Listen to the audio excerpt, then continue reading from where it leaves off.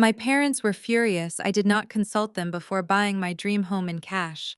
I thought they were simply being their usual controlling selves until they walked through my front door with measuring tapes loudly announcing that my golden child sister, her chronically unemployed husband, and their three unruly kids would be taking my master suite. When I told them absolutely not, they promised to teach me a lesson about family hierarchy at my grandmother's 85th birthday party. But they had no idea the lesson they were about to learn would cost them everything they owned. Before I continue this story, let me know where you are watching from in the comments below. Hit like and subscribe if you have ever had to protect your peace from entitled family members. I am Zuri, 32 years old, and I finally thought I had earned my parents' respect. I work as an Android application developer specializing in complex mobile architectures. After years of grinding through grueling code reviews, launching my own successful apps, and saving every dime from my consulting contracts, I finally bought my sanctuary. A custom-built four-bedroom home in a prime Atlanta suburb. It had a wraparound porch, a state-of-the-art security system I programmed myself, and floor-to-ceiling windows that let the Georgia sun pour into my living room. I paid for it in cash. No mortgage, no co-signers, just the result of my own relentless hard work. I decided to host an intimate dinner to celebrate closing on the house. I spent the entire Saturday morning preparing a beautiful meal, roasting a chicken, preparing sides, wanting everything to be perfect. I foolishly believed that walking into this house, seeing the tangible proof of my success, would finally make my parents, Desmond and Yvonne, look at me the way they looked at my older sister, Chloe. Growing up, I was the invisible child. Chloe was the pageant queen, the cheerleader, the one who received cars and fully funded vacations while I worked double shifts at a local diner to pay for my coding boot camps. I thought today would be the day that changed. I was spectacularly wrong. The doorbell rang at exactly 6 o'clock. I opened the door with a massive smile, wearing a new dress I bought just for the occasion. Desmond and Yvonne stood on my front porch. They did not hold a bottle of wine. They did not bring flowers. They did not even say congratulations. Instead, my father held a clipboard and my mother was actively unrolling a bright yellow measuring tape. Before I could even invite them in properly, Yvonne pushed past me, her eyes darting critically around my freshly painted foyer.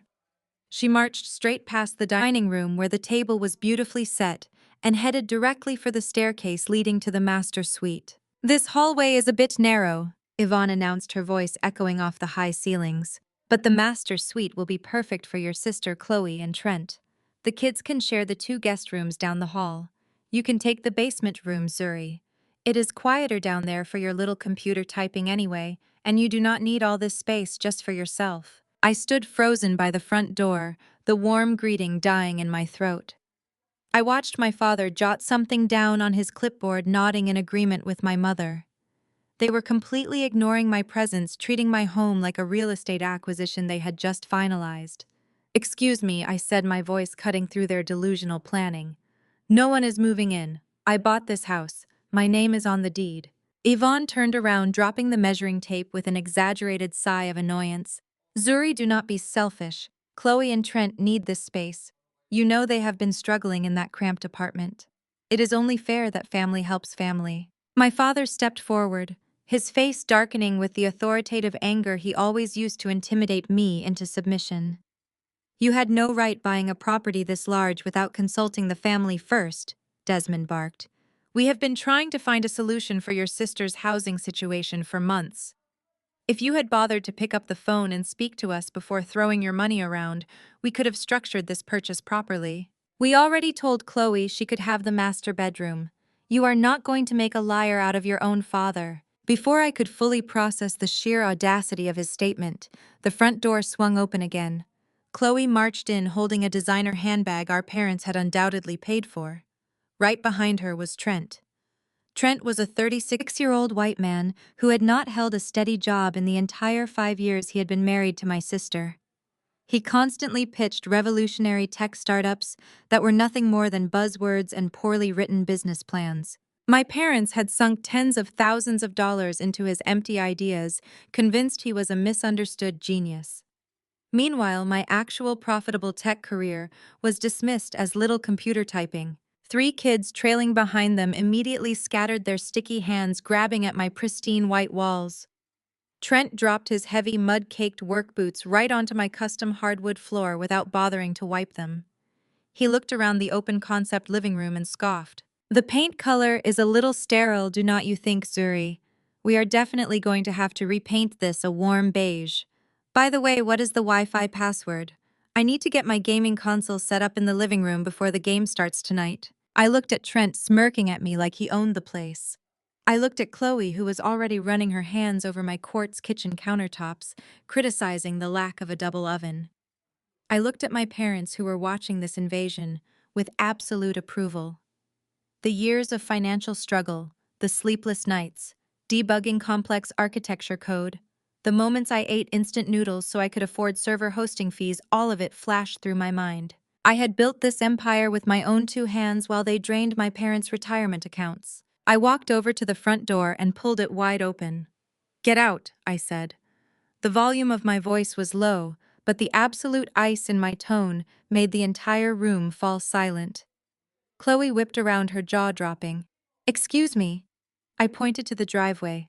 I said, "Get out. All of you. This is my property. You are not moving in. You are not staying for dinner. You are leaving right now." Desmond's face turned a dangerous shade of purple. He marched toward me, towering over my frame, trying to use his physical presence to force me to back down, just like he did when I was a teenager. "You will not disrespect your sister in this family," he roared. "You are going to pack your things and move to the basement tonight. This house belongs to the family now." I did not flinch. I did not step back. I reached into my pocket, pulled out my smartphone, and dialed 911. I held my thumb hovering directly over the call button, ensuring my father could see the screen. "I am giving you exactly 10 seconds to remove yourselves from my property before I report a home invasion," I stated coldly. "I have high-definition security cameras recording every inch of this room. The police will be thrilled to see the footage of you refusing to leave." Yvonne gasped, clutching her pearls in mock horror. "You would call the police on your own parents. You would steal from your own daughter," I shot back. 8 seconds. Trent, suddenly realizing I was completely serious, grabbed Chloe's arm. "Let us just go," he muttered, suddenly losing all his bravado. "The kids are getting scared." Desmond glared at me with pure hatred. A look that finally shattered the last remaining illusion I had, that he would ever love me the way he loved Chloe. He grabbed his clipboard, shoved past me, and marched out the door. Yvonne gathered the kids and her golden couple, herding them toward the driveway. I slammed the door behind them and engaged the deadbolt, my heart pounding against my ribs like a caged bird. I leaned against the heavy wood of my front door, taking a deep, shuddering breath. I thought I had won the battle. I thought setting a firm boundary would be the end of their entitlement. I walked back to the kitchen to turn off the oven, my appetite completely gone. That is when my phone chimed in my pocket. It was a text message from Yvonne. "You will learn what family hierarchy means at Grandma Hattie's 85th birthday party on Saturday. We are not taking no for an answer. Pack up the master bedroom." I stared at the glowing screen, a cold realization washing over me. They were not backing down. In fact, they were preparing to go to war over a house they did not own. But what they failed to realize was that I held the keys to far more than just this front door. My father stepped toward me, his face twisting into a mask of pure indignation. The veins in his neck bulged against his starched collar. "You selfish, ungrateful girl," Desmond shouted, his voice echoing off my newly vaulted ceilings. "You do not just go out and buy a property this large without consulting the family first. We have been trying to find a solution for your sister for months. If you had bothered to pick up the phone, we could have structured this purchase properly. We already told Chloe she could have the master bedroom. You are not going to make a liar out of your own father." Before I could even process the sheer audacity of his confession, the heavy oak front door swung wide open. There was no knock. There was no polite greeting. My older sister Chloe marched inside like she owned the very air in the room. She was the undisputed golden child of the family, carrying a designer handbag that our parents had undoubtedly financed. Right behind her was her husband Trent. Trent was a 36-year-old white man who carried himself with the kind of unearned confidence that only comes from a lifetime of zero consequences. He had not held a steady job in the entire 5 years he had been married to my sister. He dragged his feet across my threshold, leaving a trail of wet mud from his heavy work boots directly onto my pristine, custom-stained hardwood floors. 3 unruly children trailed behind them, immediately scattering like a spilled box of marbles. Their sticky hands dragged along my freshly painted white walls, knocking into the console table I had meticulously arranged just that morning. Trent dropped a heavy cardboard box onto the floor with a loud thud. The sound of cardboard scraping against the polished wood made my jaw clench.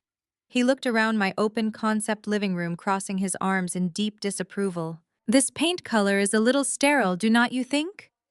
Zuri, Trent announced casually, tossing his car keys onto my dining table. "We are definitely going to have to repaint this a warm beige. It hurts my eyes. By the way, what is the Wi-Fi password? I need to get my gaming console set up in the living room before the football game starts tonight. My stream cannot lag." I stood frozen by the kitchen island, watching this surreal invasion unfold. Trent was demanding my internet password to set up his video games in a house I paid for with my own cash. The hypocrisy was suffocating. I looked at this man who constantly pitched revolutionary tech startups that were nothing more than empty buzzwords and poorly written business plans. My parents had sunk tens of thousands of dollars from their retirement accounts into his artisanal mayonnaise delivery service and a cryptocurrency token that never actually existed.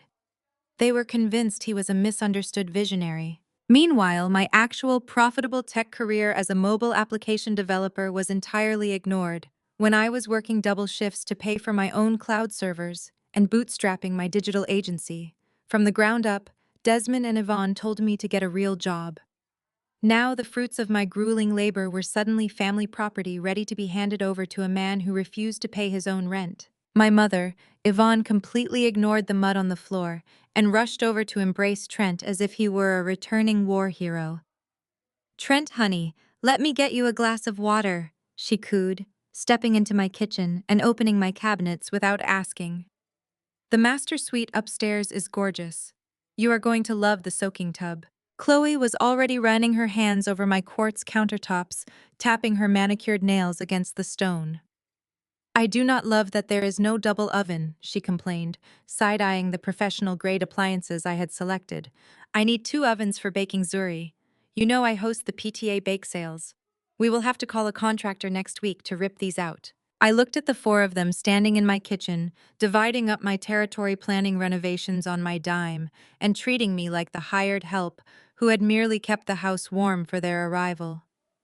The years of financial struggle, the sleepless nights, debugging complex architecture code, the moments I ate plain rice so I could afford to keep my business running, all of it crystallized into a singular, undeniable moment of absolute clarity. I was done. I walked slowly to the living room media console where my router was stationed. I reached behind the sleek device and yanked the power cord straight out of the wall. The sudden disconnection caused an immediate uproar. The 3 children in the hallway began screaming simultaneously as their tablets lost connectivity. Trent spun around, his face flushed with irritation. "What did you do that for?" he demanded, stepping toward me with aggressive entitlement. I was in the middle of a download. I dropped the power cord onto the floor and turned to face the room. My voice was low, devoid of any emotion, but sharp enough to cut through the noise. "Get out." Chloe stopped examining the countertops and stared at me, her jaw dropping in exaggerated offense. "Excuse me." I pointed directly at the open front door. "I said get out, all of you. This is my property. You are not moving in. You are not painting my walls. You are not changing my appliances. You are leaving right now." Yvonne slammed a water glass down on the island. "Zuri, you will not speak to your sister and your brother-in-law like that. They are your guests.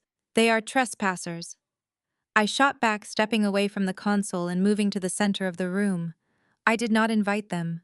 I did not invite any of you to claim my home." Trent scoffed, shaking his head and rolling his eyes at my mother.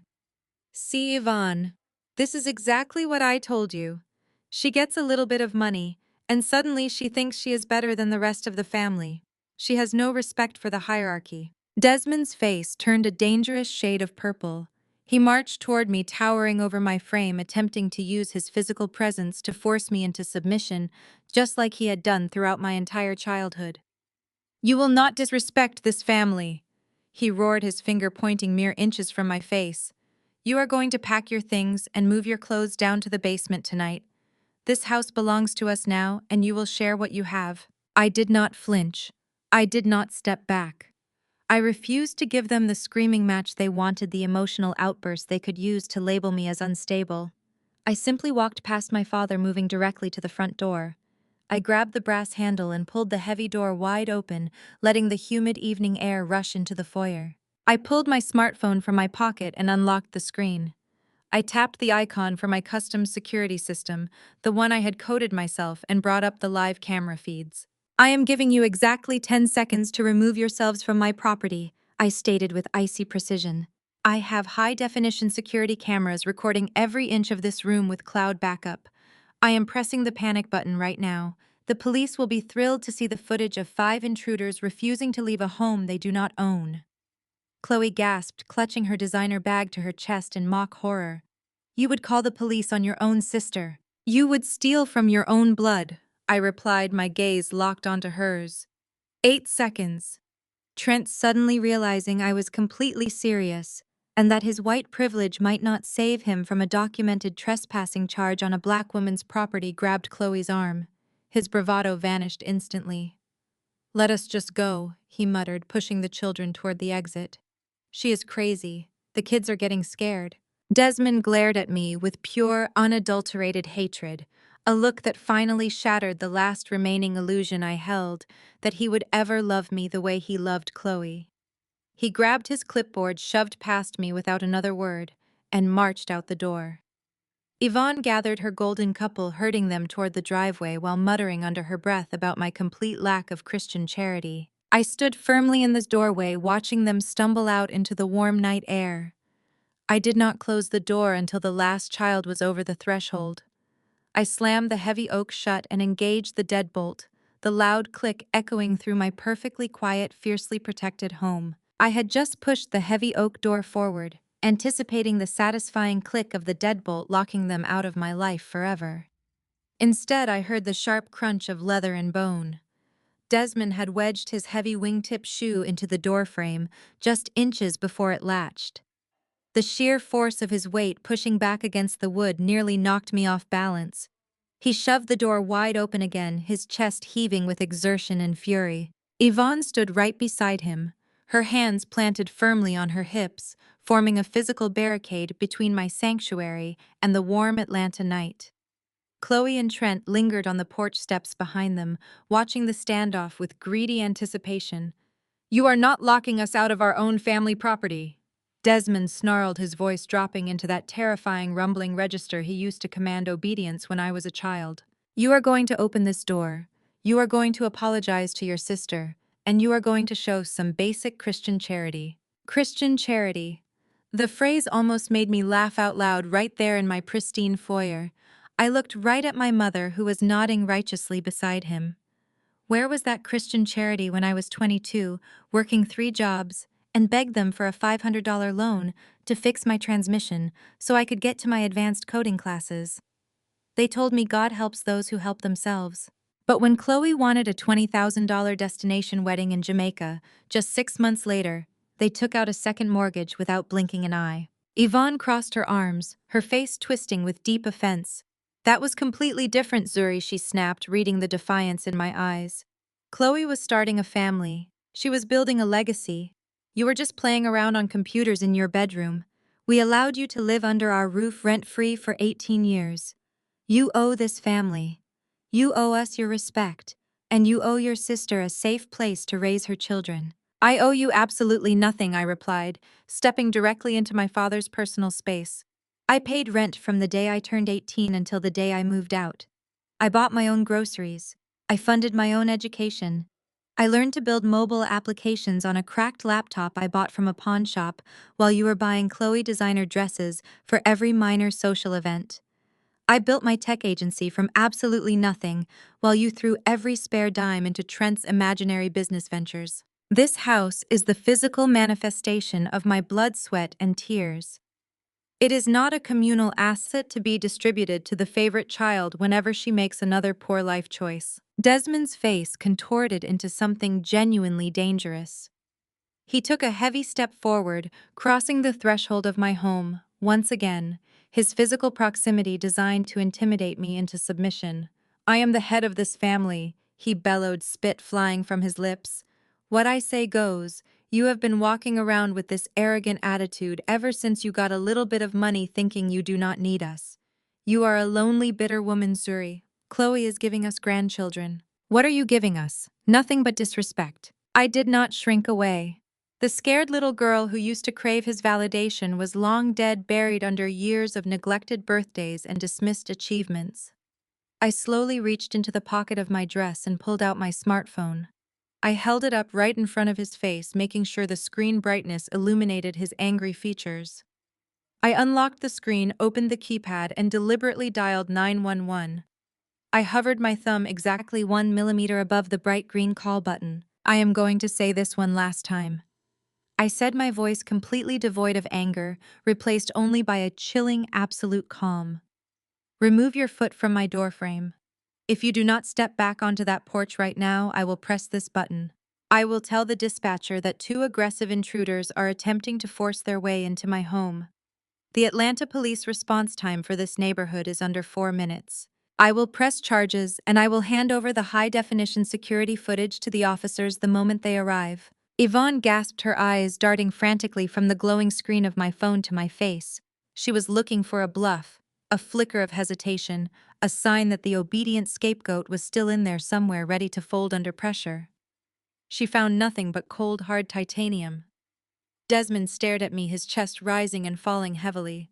He clenched his fists at his sides, realizing in real time that his authority held zero currency in my domain. The threat of public humiliation of police cruisers with flashing lights pulling into this upscale cul-de-sac and arresting him in front of my affluent neighbors finally broke his resolve. Desmond slowly pulled his foot back across the threshold. He grabbed Yvonne by the arm. "Come on," he muttered, his voice trembling with a mixture of rage and defeat. "We are not going to stand here and be threatened by an ungrateful child." He turned to Chloe and Trent, who were watching with wide, cowardly eyes from the bottom of the steps. "Get in the car," he ordered. "We will handle this our own way." I stood my ground and watched them shuffle down the porch steps and march toward their vehicles. Trent refused to look at me, keeping his head down as he strapped his whining children into the back of their rusted minivan. Chloe shot me one last glare of pure venom before slamming her passenger door so hard the windows rattled. I waited until both cars had backed out of my driveway and disappeared down the dark suburban street before I finally moved. I closed the heavy oak door, and this time there was no foot to stop it. The deadbolt slid into place with a heavy, satisfying thud, securing my perimeter. I stood in the silence of my foyer for a long time. My hands were shaking slightly, the adrenaline finally leaving my system and giving way to a profound sense of exhaustion. I walked into the kitchen, grabbed a damp microfiber cloth, and meticulously wiped away the muddy footprints Trent had left on my floors.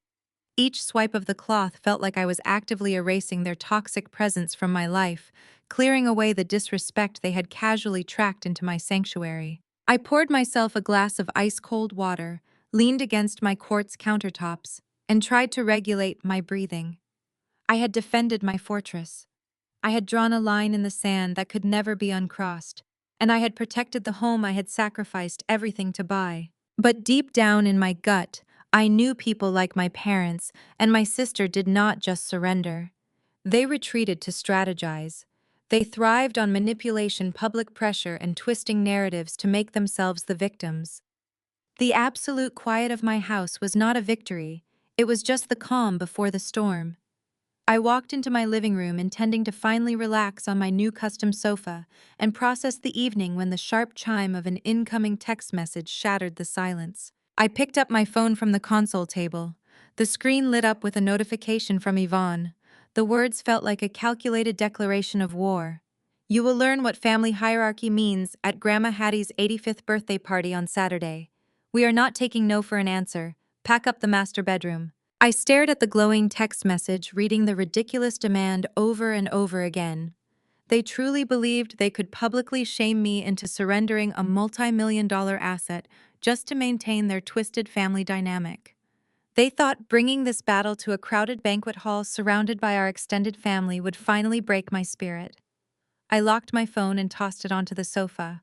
A slow, dark smile spread across my face as I looked around my beautifully empty, perfectly secure home. If they wanted to play games with property and public humiliation, they had absolutely no idea who they were dealing with. 2 days passed in absolute silence. No texts from my mother, no missed calls from my father. I knew better than to interpret their silence as surrender. I spent Tuesday and Wednesday buried in my work finalizing the back-end architecture for a major client acquisition. I was sitting at my home office desk on Thursday afternoon, dual monitors glowing brightly, when a low mechanical rumble vibrated through my floorboards. The noise grew louder, followed by the sickening heavy crunch of tires rolling over fresh landscaping. I pushed my chair back and walked quickly to the front window. A massive 20-foot U-Haul truck was backing directly onto my property. The driver was completely ignoring the wide concrete driveway. Instead, the heavy dual tires were carving deep muddy trenches right through the center of my manicured front lawn, crushing the hydrangeas I had planted just a month ago. I felt a cold spike of adrenaline, but I forced my breathing to remain steady. I closed my laptop. I walked to the front door, turned the deadbolt, stepped out onto the porch, and firmly pulled the heavy oak door shut behind me. I heard the lock click into place, securing my fortress. I slipped the keys into the pocket of my slacks and crossed my arms, waiting. The U-Haul hissed loudly as the air brakes engaged. The heavy doors slammed open. Trent hopped out of the driver's side wearing stained cargo shorts and a smug, victorious grin.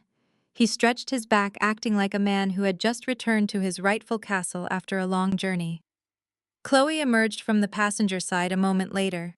Her hair was perfectly styled, and she was sipping from a plastic iced coffee cup, looking around my neighborhood with an expression of intense satisfaction. Neither of them even glanced at the destruction they had just caused to my landscaping. Trent immediately walked to the back of the moving truck and began unlatching the heavy metal door. The metal rattled loudly, disturbing the quiet suburban peace of my cul-de-sac. "What exactly do you think you are doing?" I asked, my voice projecting clearly over the noise of the truck engine. Chloe took a sip of her coffee and smiled at me with pure condescension. "We are moving in Zuri. Do not try to make a scene in front of your new neighbors. We have a lot of boxes to unpack, and the kids are going to be dropped off by Mom in an hour." Trent left the back of the truck and swaggered up to the bottom of my porch steps. He reached into his back pocket and pulled out a crumpled, folded piece of paper. He waved it in the air like a winning lottery ticket. "We got the paperwork sorted out yesterday," Trent announced proudly. "Your dad and I had a long talk over some beers.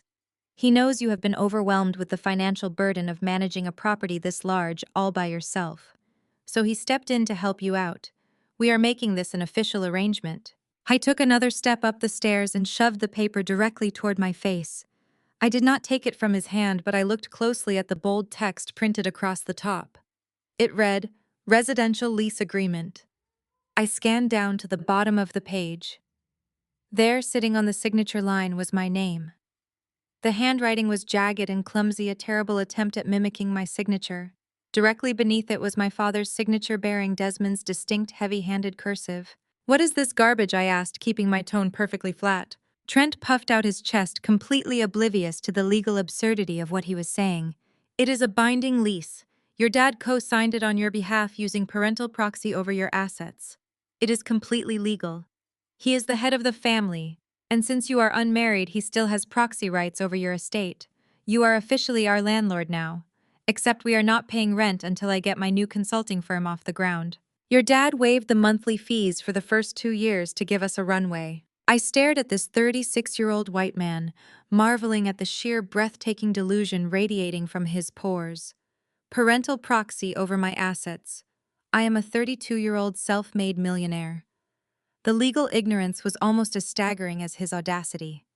My father had actually forged my signature on a fake residential lease agreement to give my multi-million-dollar home to his unemployed son-in-law. Desmond had spent my entire adolescence lecturing me about how black women had to work twice as hard just to get half as far in this world. Yet here he was committing a felony to illegally hand my hard-earned property to a man who had never worked a day in his life, simply because he was married to the favorite daughter. Chloe clapped her hands together impatiently. So unlock the door, Zuri. The professional movers are coming in about an hour with the heavy furniture, and Trent needs to get the master bedroom cleared out before they get here. Remember what Mom texted you the other night? We are not taking no for an answer. You can help us carry the kitchen boxes down to your new room in the basement. I looked at my sister. I looked at the forged document in Trent's hand. I looked at the deep, muddy tires tracks ruining my front lawn. They were standing there waiting for me to explode. They expected me to scream, to throw a hysterical fit, to cry, to give them the emotional reaction they could weaponize against me. They wanted me to become the angry, unstable sister so they could justify taking over my life. I did not give them a single drop of that satisfaction. I did not raise my voice. I did not argue with Trent about the blatant illegal forgery he was holding. I did not try to explain the law to people who believed they were above it. I simply raised my left wrist. I looked Trent dead in the eye, and with my right index finger I firmly tapped the face of my smartwatch 3 times in rapid succession. The custom security application I had coded myself immediately bypassed the standard alarm protocols. It sent an encrypted priority distress signal directly to the local police precinct, triggering the silent alarm for a home invasion in progress. What are you doing? Chloe asked, her smug smile faltering slightly as she noticed my absolute lack of compliance. I crossed my arms over my chest and looked down at them from the top of my porch. I am doing exactly what I promised I would do. The flashing blue lights reflected off my front windows less than 4 minutes after I tapped my smartwatch. Atlanta police do not waste time when a silent home invasion alarm is triggered in this zip code. 2 squad cars swerved into my cul-de-sac, tires screeching as they boxed in the massive moving truck. 4 officers stepped out, their hands resting cautiously on their duty belts. I watched through the peephole as Trent immediately shifted his entire posture. The aggressive, chest-puffing bully who had just threatened me on my own porch vanished. In his place stood the friendly, relatable suburban dad. He actually chuckled as he walked down the steps to intercept the lead officer, extending his hand as if he were greeting an old buddy at a neighborhood barbecue. I pushed the door open just enough to hear the exchange, keeping the screen door locked. Trent was putting on a masterclass in weaponized privilege. "Good afternoon, officers," Trent said, his voice dripping with easy, unearned confidence. "I am so sorry you had to rush out here. It is just a silly family misunderstanding. My sister-in-law gets a little emotional sometimes. She is highly strung, you know how it is. We are just trying to move into our new leased property, and she is having a bit of a meltdown about sharing the space." He pulled that crumpled, forged lease agreement from his pocket and offered it to the lead officer. The tall, serious-looking man did not return Trent's casual smile. Chloe stood by the truck holding her youngest child on her hip, arranging her face into a mask of exhausted victimhood. She nodded along, playing the part of the tired mother, just trying to provide a home for her family, completely ignoring the fact that they were trying to steal mine. Trent continued his performance, leaning in slightly conspiratorially. "My father-in-law owns the property and signed the lease for us, but Zuri is having a hard time accepting the transition. She overreacted and hit an alarm. No need for any trouble, we will just give her some space to cool off." I listened to him paint me as the unstable, angry black woman, while he played the rational, calm, white peacekeeper. It was a dynamic my parents had enabled for 5 years. Whenever Trent failed, he was a victim of circumstance. Whenever I succeeded, I was just being overly ambitious or difficult. But this was not my parents' dining room, and these officers were not Desmond and Yvonne. I unlocked the screen door and stepped out onto the porch. I did not raise my voice. I did not wave my hands. I moved with the absolute terrifying calm of a woman who holds all the cards. "Officers," I said, my voice cutting cleanly through the thick Georgia humidity. "My name is Zuri. I am the homeowner who triggered the panic alarm. This man is trespassing on my property, and the document he just handed you is a criminal forgery." Trent let out a loud, patronizing sigh. "Come on, Zuri, do not do this right now. You are embarrassing the family." I ignored him completely. I walked calmly down the steps and handed the lead officer my Georgia driver license. Behind my license was a thick, crisp document. The official notarized warranty deed to the house stamped by the county clerk bearing my name and my name alone. I had retrieved it from my fireproof safe the moment I locked them out. I purchased this property in cash exactly 14 days ago. I explained to the officers, keeping my eyes fixed on the lead cop. I am the sole owner. There is no mortgage. There is no parental proxy. I am an unmarried 32-year-old woman, which means my father has absolutely zero legal rights over my assets. The signature on that piece of paper is a complete fabrication. The lead officer looked at my official state identification, then studied the heavy embossed deed. He turned his attention to the crumpled piece of printer paper Trent had handed him. The shift in the officer's demeanor was instant and absolute. The professional courtesy evaporated. He handed my documents back to me with a respectful nod and turned to face Trent. The easy camaraderie Trent had tried to establish was gone, replaced by the harsh reality of law enforcement dealing with a potential felon. "Sir," the officer said, his voice hard and commanding. "Is this your signature on this lease?" Trent swallowed hard, the color draining from his face. "Well, no, my father-in-law signed it. He told us he had proxy over the house. We are just following his instructions." The officer stepped closer to Trent. "Your father-in-law cannot sign a lease for a property he does not own." Presenting a forged legal document to a police officer to claim tenancy on a property that does not belong to you is a felony. Backing a commercial moving truck onto private property without permission is criminal trespassing. Chloe rushed forward, her victim facade crumbling into genuine panic. "Wait, officer, please. It is just a family dispute. Our dad told us we could live here. We did not know the paperwork was fake. We have all our furniture in this truck." "I do not care who told you what," the second officer barked, pointing a stern finger at the moving truck. "You have exactly two choices right now. You can either get back in that truck and drive it off this property immediately, or we can arrest you both for trespassing and forgery, and Child Protective Services can come pick up your kids. Which is it going to be?" Trent opened his mouth to argue, perhaps hoping his privilege had one more layer he could exploit, but the lead officer unclipped his handcuffs. "I strongly suggest you start the engine, sir." The absolute humiliation on Chloe's face was a masterpiece. She looked at me, expecting me to intervene to save her the way our parents always did. I simply offered her a cool blank stare. They had no choice. Trent scrambled into the driver's seat of the U-Haul, his hands physically shaking. Chloe had to herd her crying children back into the cab of the truck, as if the universe decided to add its own cinematic flair to their defeat. The heavy gray clouds that had been gathering all afternoon suddenly broke open.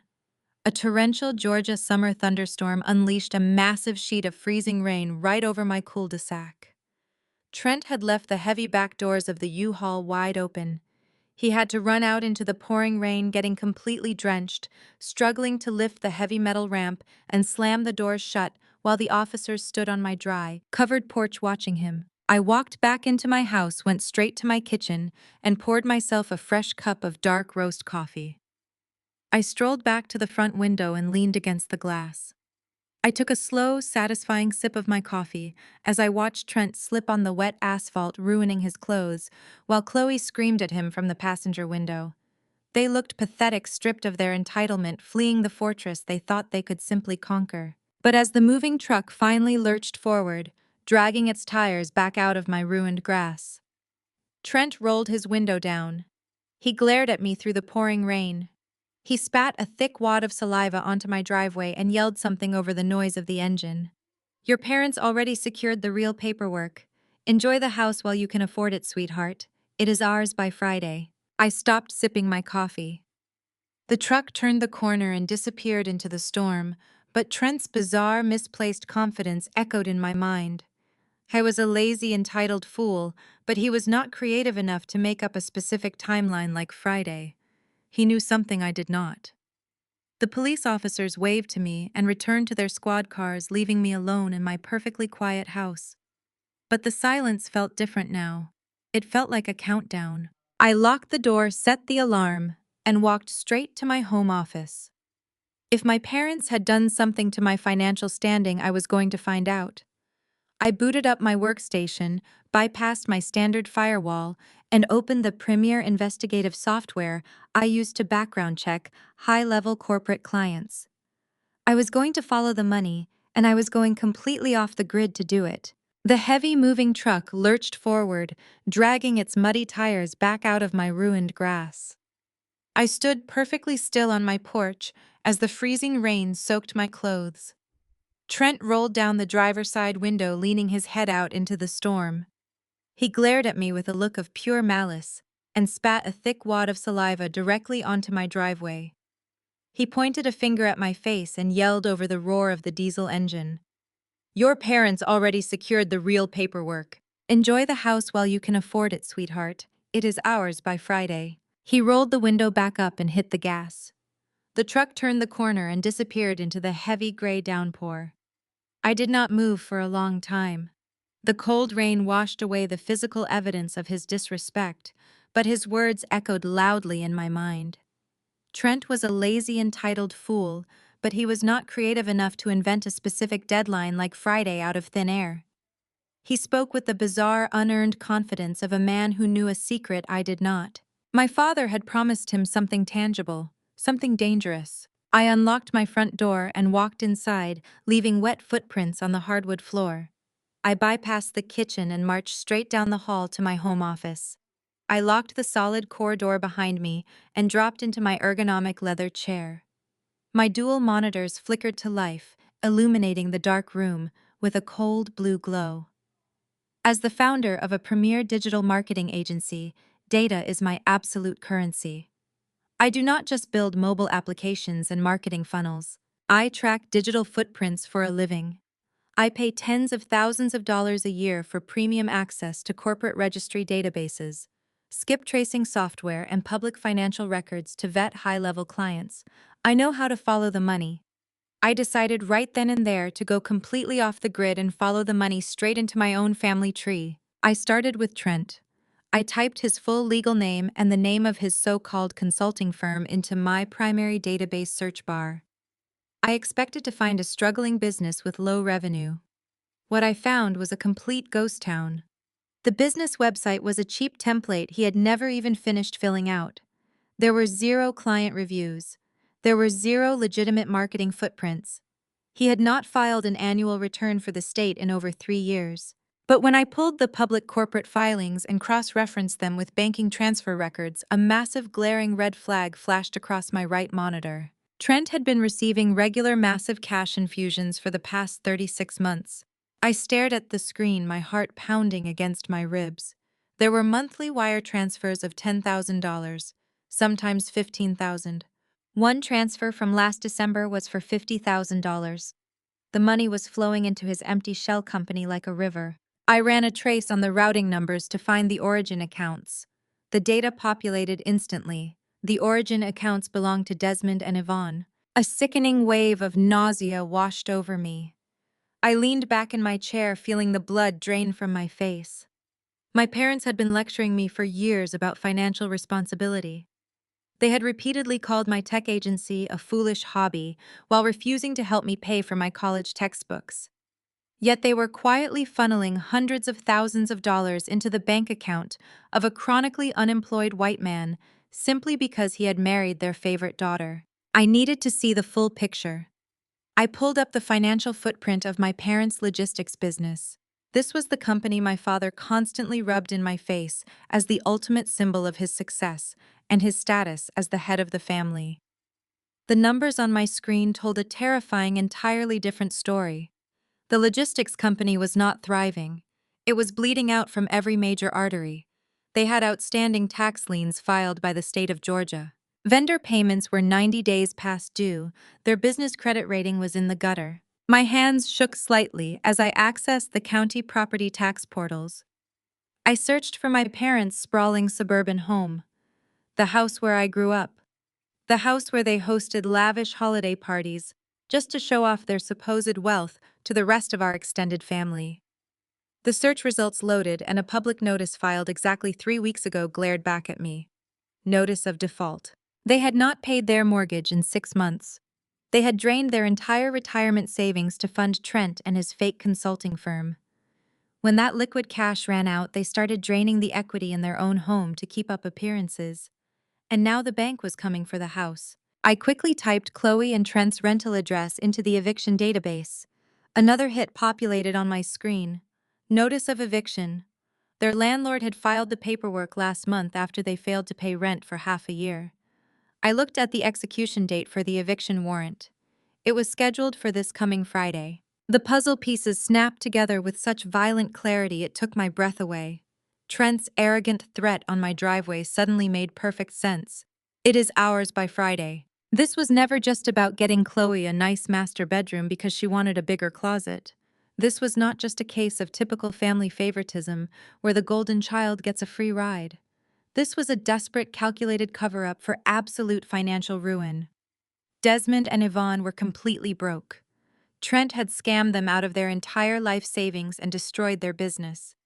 They were all about to be homeless by Friday. And Grandma Hattie's 85th birthday banquet was this Saturday. The entire extended family was flying into Atlanta from across the country. Aunts, uncles, cousins, everyone was coming to celebrate the matriarch of the family. Desmond and Yvonne needed a luxury property immediately to pretend they were still part of the wealthy elite. They needed my brand new paid-off custom home, not just to shelter their favorite daughter, but to hide their massive, humiliating failure from Grandma Hattie and the rest of the bloodline. They were trying to hijack my life to use me as a human shield against their own consequences. My phone vibrated on the desk. A calendar reminder popped up on the screen. Grandma Hattie's 85th birthday gala, 2 days away. I sat alone in my dark office, the glow of the monitors casting long shadows against the walls. My parents had told me they were not taking no for an answer. They had threatened to teach me about family hierarchy at the banquet. They honestly thought they could publicly ambush me in front of our entire extended family. They believed they could use peer pressure and public humiliation to force me to hand over the keys to my kingdom just to save their fragile egos. I slowly closed out of the databases and shut down my computer. A cold, dangerous calm settled deep in my chest. They wanted to use Grandma Hattie's birthday party to put me in my place and steal my home. They wanted to air out family business in a crowded banquet hall. I smiled into the darkness of my office. I was going to let them try. Saturday evening arrived with the kind of oppressive humid heat that Atlanta is famous for, but inside the Buckhead Country Club, the climate was nothing but cold, calculated pretense. I pulled my car up to the valet stand. I did not drive my usual daily commuter vehicle. I drove the sleek black sports car I had purchased for myself after my agency hit its first major revenue milestone. I handed the keys to the attendant, tipped him generously, and smoothed out the fabric of my dress. I had chosen my armor carefully for tonight. I wore a floor-length emerald green silk gown that hugged my curves perfectly, paired with simple diamond stud earrings and a matching pendant. I did not need to be flashy. True wealth whispers while broke desperation screams, and tonight my family was going to scream. Walking into the grand ballroom was like stepping onto a theatrical movie set. Desmond and Yvonne had clearly maxed out whatever secret credit lines they had left to fund this spectacle.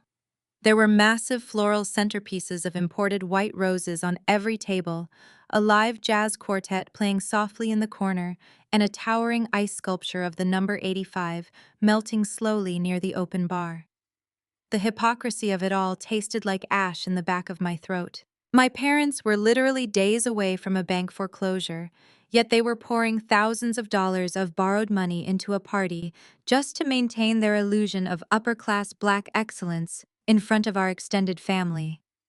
It was a pathetic, transparent charade designed to hide the fact that they had let Trent bleed their accounts dry. The ballroom was packed. Aunts, uncles, and cousins had flown in from Chicago, Houston, and Detroit to celebrate the matriarch of our bloodline. As I glided across the polished marble floor, I could feel the immediate shift in the room's energy. Heads turned, conversations paused. I had spent my entire life as the background character in our family portrait, the quiet, nerdy girl who stayed in her room typing on a keyboard while Chloe brought home trophies and boyfriends. Seeing me now, walking with the undeniable, absolute confidence of a self-made woman who owned her own life seemed to short-circuit their expectations. I spotted my parents standing near the front of the room by the head table. Yvonne was wearing a heavily beaded silver dress, holding a glass of champagne, and holding court with Aunt Valerie. Desmond stood beside her in a tailored tuxedo, laughing loudly at a joke someone had just made. I walked directly toward them, refusing to shrink myself. The moment Yvonne saw me approaching, her fake camera-ready smile instantly vanished. Her jaw tightened. She tapped Desmond on the arm and whispered something. Without a single word, my mother and father turned their backs on me. It was not a subtle shift. It was a deliberate, highly choreographed physical shunning. Yvonne actively grabbed Aunt Valerie by the elbow and steered her away toward the dessert table, loudly commenting on the catering, just as I stepped within speaking distance. Desmond suddenly found a reason to inspect the floral arrangements on the opposite side of the stage. They were icing me out completely. This was phase one of their psychological warfare. They wanted me to feel isolated, rejected, and desperate for their approval before they sprang their trap in front of the entire audience. They wanted to break my spirit so that when the time came, I would be too eager for reconciliation to say no. I did not chase them. I simply smiled, grabbed a glass of sparkling water from a passing waiter, and turned my attention to the rest of the room. I was entirely comfortable in my solitude. That is when I saw them. Chloe and Trent were strutting through the crowd like Hollywood royalty gracing a red carpet. Trent was wearing a rented tuxedo that was slightly too tight across the shoulders, gripping a cocktail glass and nodding sagely as he spoke to my Uncle Marcus. I could almost hear him pitching another one of his imaginary fraudulent business ventures, probably trying to secure his next victim. Chloe was draped in a gold sequined dress, wearing a replica designer necklace, her hair styled in an elaborate updo that must have taken hours to assemble. They were working the room with a very specific, aggressive agenda. I watched Chloe lean into a group of our female cousins from Detroit, placing her hand delicately over her chest in a gesture of false humility. Her voice carried over the jazz music just enough for me to catch fragments of her performance. She was bragging loudly about transitioning to a new phase of life, boasting about upgrading to a custom-built 4-bedroom estate in a premier school district for her kids. She was already claiming my home as her own, planting the seeds of their false narrative in the minds of our relatives. She was setting the stage so that when Desmond made his grand announcement, the entire family would view it as a beautiful, organic transition of wealth from a successful father to a deserving daughter. Trent caught my eye from across the room. He did not look away. He offered me a slow, predatory smirk and raised his glass in a mock toast. He truly believed he had won. He believed that the forged lease agreement, combined with whatever public ambush my father had planned for tonight, was an impenetrable strategy. He thought my silence over the past 2 days was a sign of surrender, a white flag waving from a daughter too terrified to challenge the family hierarchy. I held his gaze without blinking, my expression completely unreadable, until he finally broke eye contact and nervously turned back to Uncle Marcus. I continued to navigate the edges of the ballroom, exchanging warm hugs and polite small talk with relatives I had not seen in years. I deflected their probing questions about my business with humble, vague answers. I did not need to brag about my digital agency or my bank accounts. The truth was going to speak for itself very shortly, and it was going to be deafening.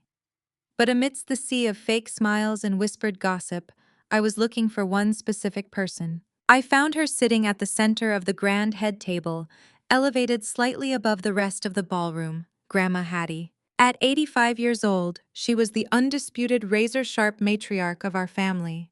She wore a stunning royal purple dress, her silver hair arranged flawlessly, her posture as straight and unyielding as a steel rod. Grandma Hattie saw everything. She heard everything. While Desmond and Yvonne were busy pretending to be Atlanta's elite, Hattie was the one who had actually lived through the struggle.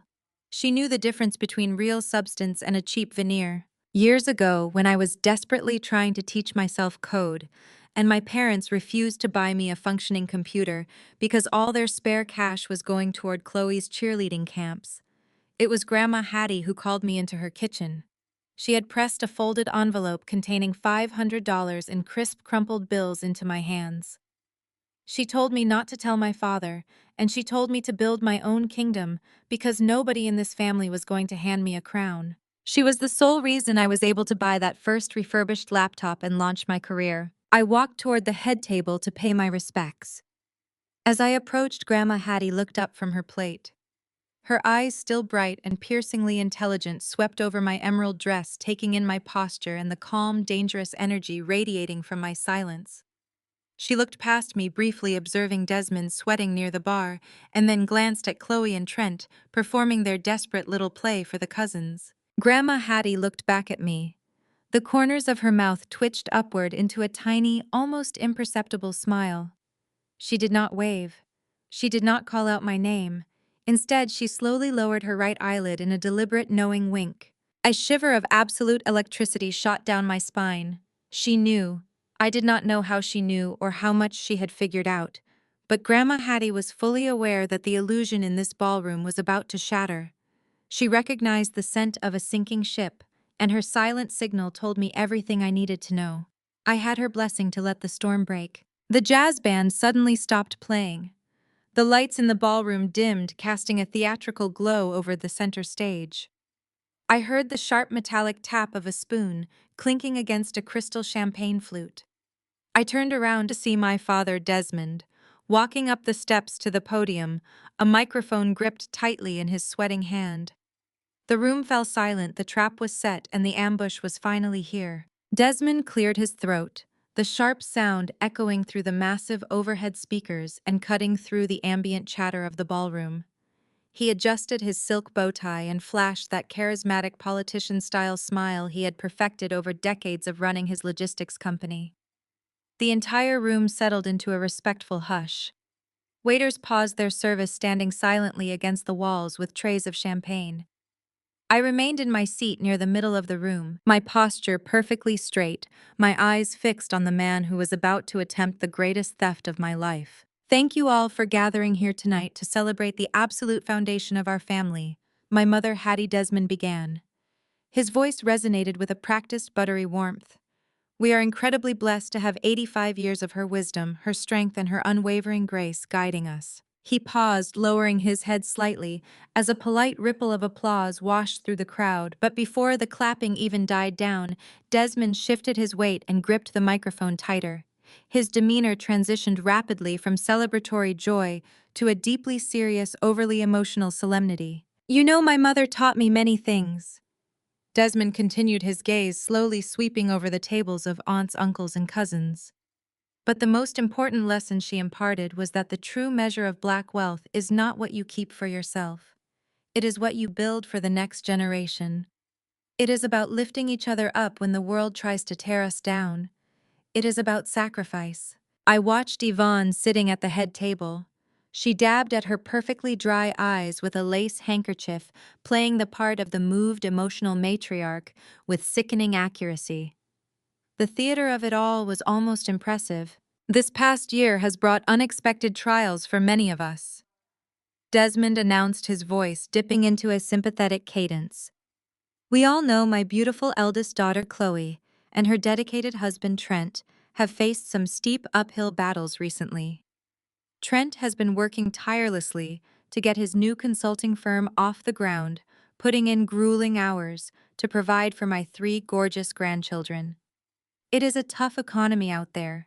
Finding a safe neighborhood with the right schools, the right environment for those kids to thrive has been a heavy burden on their hearts. The sheer volume of lies spilling from his mouth was staggering. Trent had not worked a single grueling hour in half a decade. The only thing Trent had built was a mountain of fraudulent debt that my parents were currently drowning in. But the relatives from out of town did not know that. They nodded sympathetically, murmuring their soft sounds of support for the golden couple. Aunt Valerie pressed her hands to her chest, looking at Chloe with profound pity. Desmond extended his free hand toward the front row. Chloe stood up, pulling Trent along with her. She wore an expression of manufactured humility, bowing her head just slightly, as if she were overwhelmed by the public support. Trent wrapped a protective arm around her waist, looking every bit the weary but noble father. But God always provides. Desmond boomed, his voice swelling with theatrical pride, bouncing off the crystal chandeliers. And sometimes God provides through the hands of our own flesh and blood. My youngest daughter Zuri has been incredibly blessed in her technology career. We raised her to understand the absolute value of Christian charity, and tonight she has proven that our lessons did not go to waste. The entire ballroom went dead silent. I could feel the collective gaze of 50 extended family members shifting away from the stage and turning directly toward me. The air in the room suddenly felt incredibly thin. Desmond locked eyes with me from the podium. His expression was hard, challenging, and filled with a dangerous, unspoken warning. He was daring me to challenge him. Zuri has made the selfless, beautiful decision to gift her brand new custom-built four-bedroom home to her sister, Desmond declared, projecting his voice to the very back of the hall. She is signing over the deed, so her nieces and nephew can grow up in the premier Atlanta school district they deserve. She recognizes that a single woman does not need an entire estate to herself, and she is putting her family first. Before anyone could even process the sheer magnitude of what he was claiming, Desmond reached inside his tailored tuxedo jacket. He pulled out a massive, oversized golden key tied with a gigantic white satin ribbon. It looked like a cheap, ridiculous prop from a television game show. He stepped down from the podium and handed the giant golden key directly to Chloe. Chloe let out a loud, theatrical gasp that echoed through the silent room. She covered her mouth with both hands and began to cry actual tears. She threw her arms around our father, sobbing loudly into his shoulder about how blessed she was and how much she loved her family. Trent puffed out his chest, patting Desmond on the back with a smug, victorious grin. Yvonne immediately stood up from the head table and began clapping loudly. The cue worked perfectly. Aunt Valerie stood up next, cheering and wiping her eyes. Within seconds, the entire ballroom erupted into a massive standing ovation. Uncles raised their champagne flutes in my direction. Cousins smiled and pointed at me, shouting over the applause about how beautiful and generous my sacrifice was. I remained seated at my table, perfectly still, watching the spectacle unfold. The psychological trap they had laid was diabolically brilliant in its cruelty. Desmond had backed me into a corner in front of every single person whose opinion supposedly mattered in our community. If I stood up and screamed that it was a lie, if I denied them the house right now, I would instantly become the villain. I would look like a jealous, selfish, hysterical woman destroying a beautiful, heartwarming family moment and rejecting the core values of Christian charity. They were banking entirely on my fear of public humiliation. Desmond and Yvonne were absolutely certain that I would swallow my pride, smile for the cameras, and let them steal my multi-million-dollar asset just to avoid causing a catastrophic scene at Grandma Hattie's milestone birthday party. They thought they had trapped me in a cage built of social pressure and family expectations. The applause continued to thunder around me. A rhythmic chant of my name actually started somewhere near the back of the room. Chloe looked over her father's shoulder as she hugged him. Her tear-stained face broke into a vicious, triumphant smirk meant only for me. She expected me to lower my head and accept my forced surrender. She expected me to break under the weight of the room. Instead, I reached down and picked up my smartphone from the pristine white tablecloth. I did not panic. I did not feel a single ounce of fear. I felt my heart beating with the calm, steady rhythm of a predator that had finally lured its prey into the open. I unlocked the screen, tapped the custom display application twice to synchronize my device with the country club's state-of-the-art audio-visual system, and slowly stood up from my chair. The entire ballroom was still clapping when I pushed my chair back and stood up. The sound of my heels against the polished marble floor cut through the face. I walked slowly and deliberately toward the front stage. I did not rush. I did not look down. I kept my chin high and my shoulders back, moving with the kind of absolute authority that cannot be faked. The relatives seated at the tables closest to the aisle noticed me first. Their smiles faltered.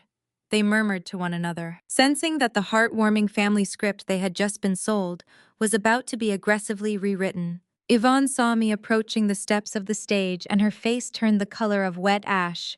She half rose from her seat at the head table, her mouth opening to say something, but no words came out. She looked at Desmond with sheer, unadulterated panic. Desmond was still standing at the podium, gripping the edges of the wooden stand. He saw me walking up the short flight of stairs, and his eyes widened in terror. He had expected me to run out of the double doors in tears.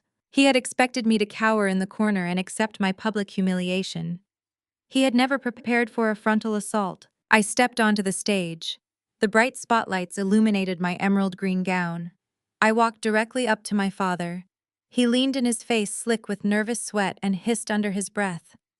He ordered me to turn around, walk down the stairs, and keep my mouth shut. He told me not to ruin the family image. I ignored his desperate, sweating face completely. I reached out. I did not snatch the microphone. I did not pull or struggle. I gently took the microphone from his trembling hand with a calm, terrifying grace. I turned to face the crowded ballroom, and I smiled brightly at the room. The silence was immediate, and absolute. You could hear a pin drop in that massive country club space. I absolutely love how generous my father is, with deeds that do not belong to him, I said. My voice echoed crisp and clear through the overhead speakers, cutting through the thick tension. But since my parents decided today was the perfect time to air out our family finances and discuss legacy, let us take a look at the real numbers. I pulled my smartphone from my small clutch purse.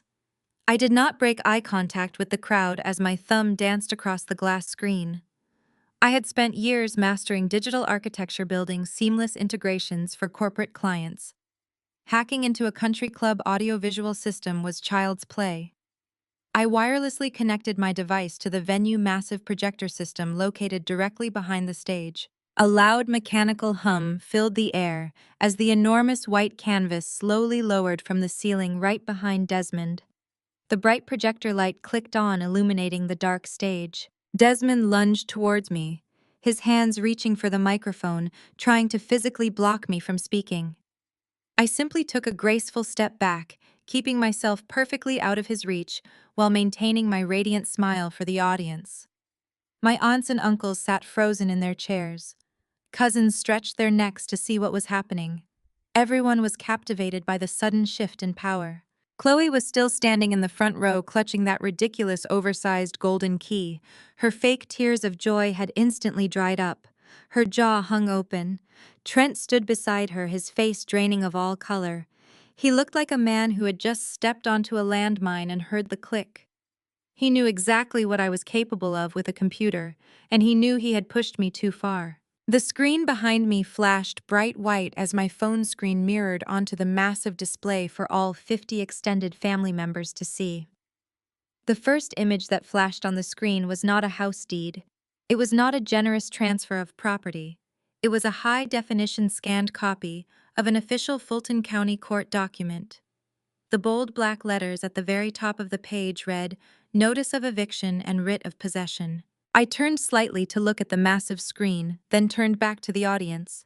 I held the microphone close. "This is the real reason my father is so desperate to give away my property today," I announced, my voice steady and commanding.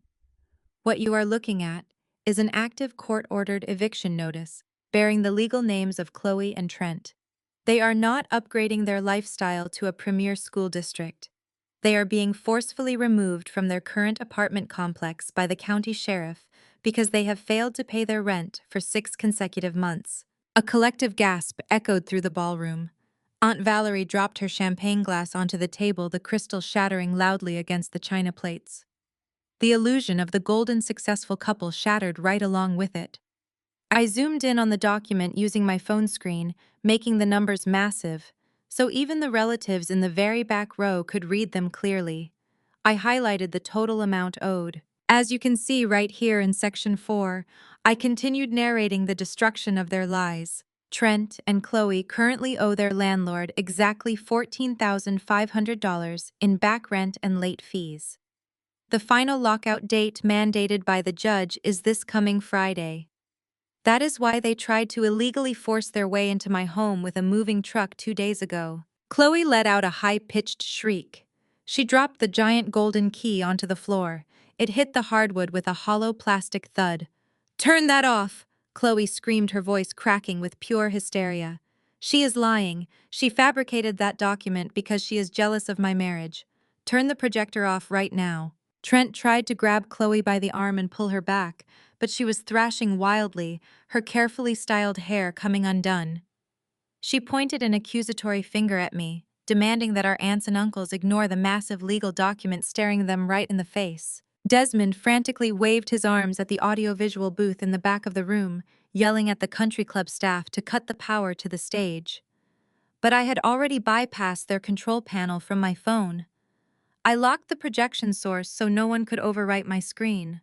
I owned the room. I looked down at Chloe, completely unbothered by her screaming. I am not lying, Chloe, I stated calmly, my voice projecting effortlessly over her frantic denials. Public records do not lie. And frankly, considering your husband has not held a single documented job in 4 entire years, it is a miracle your landlord let you stay in that apartment for as long as he did. The whispers in the crowd escalated into loud, chaotic conversations. The relatives from Chicago and Houston were staring at Trent in absolute shock.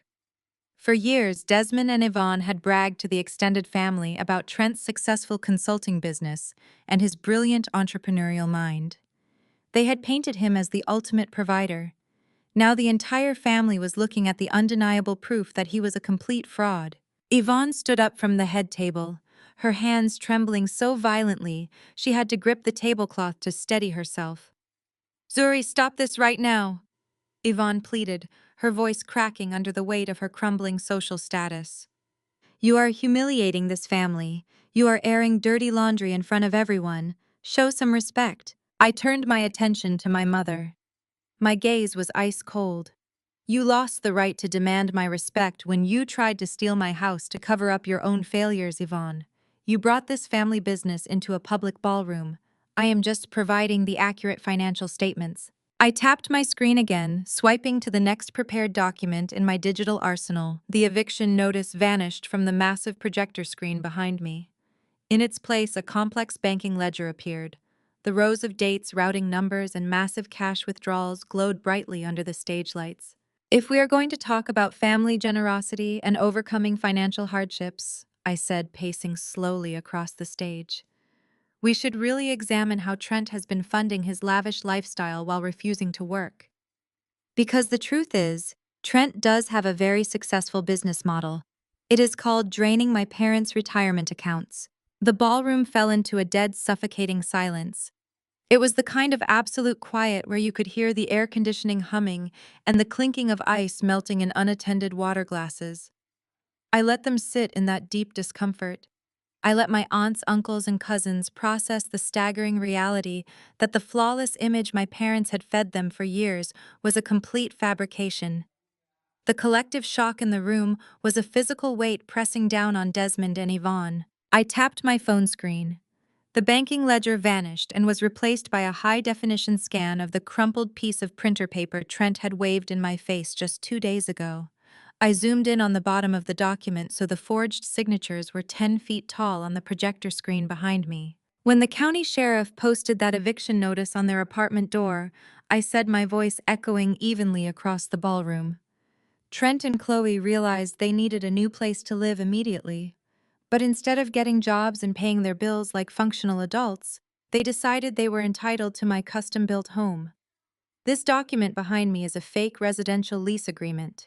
Trent handed this exact piece of paper to the Atlanta police officers on my front porch on Thursday afternoon.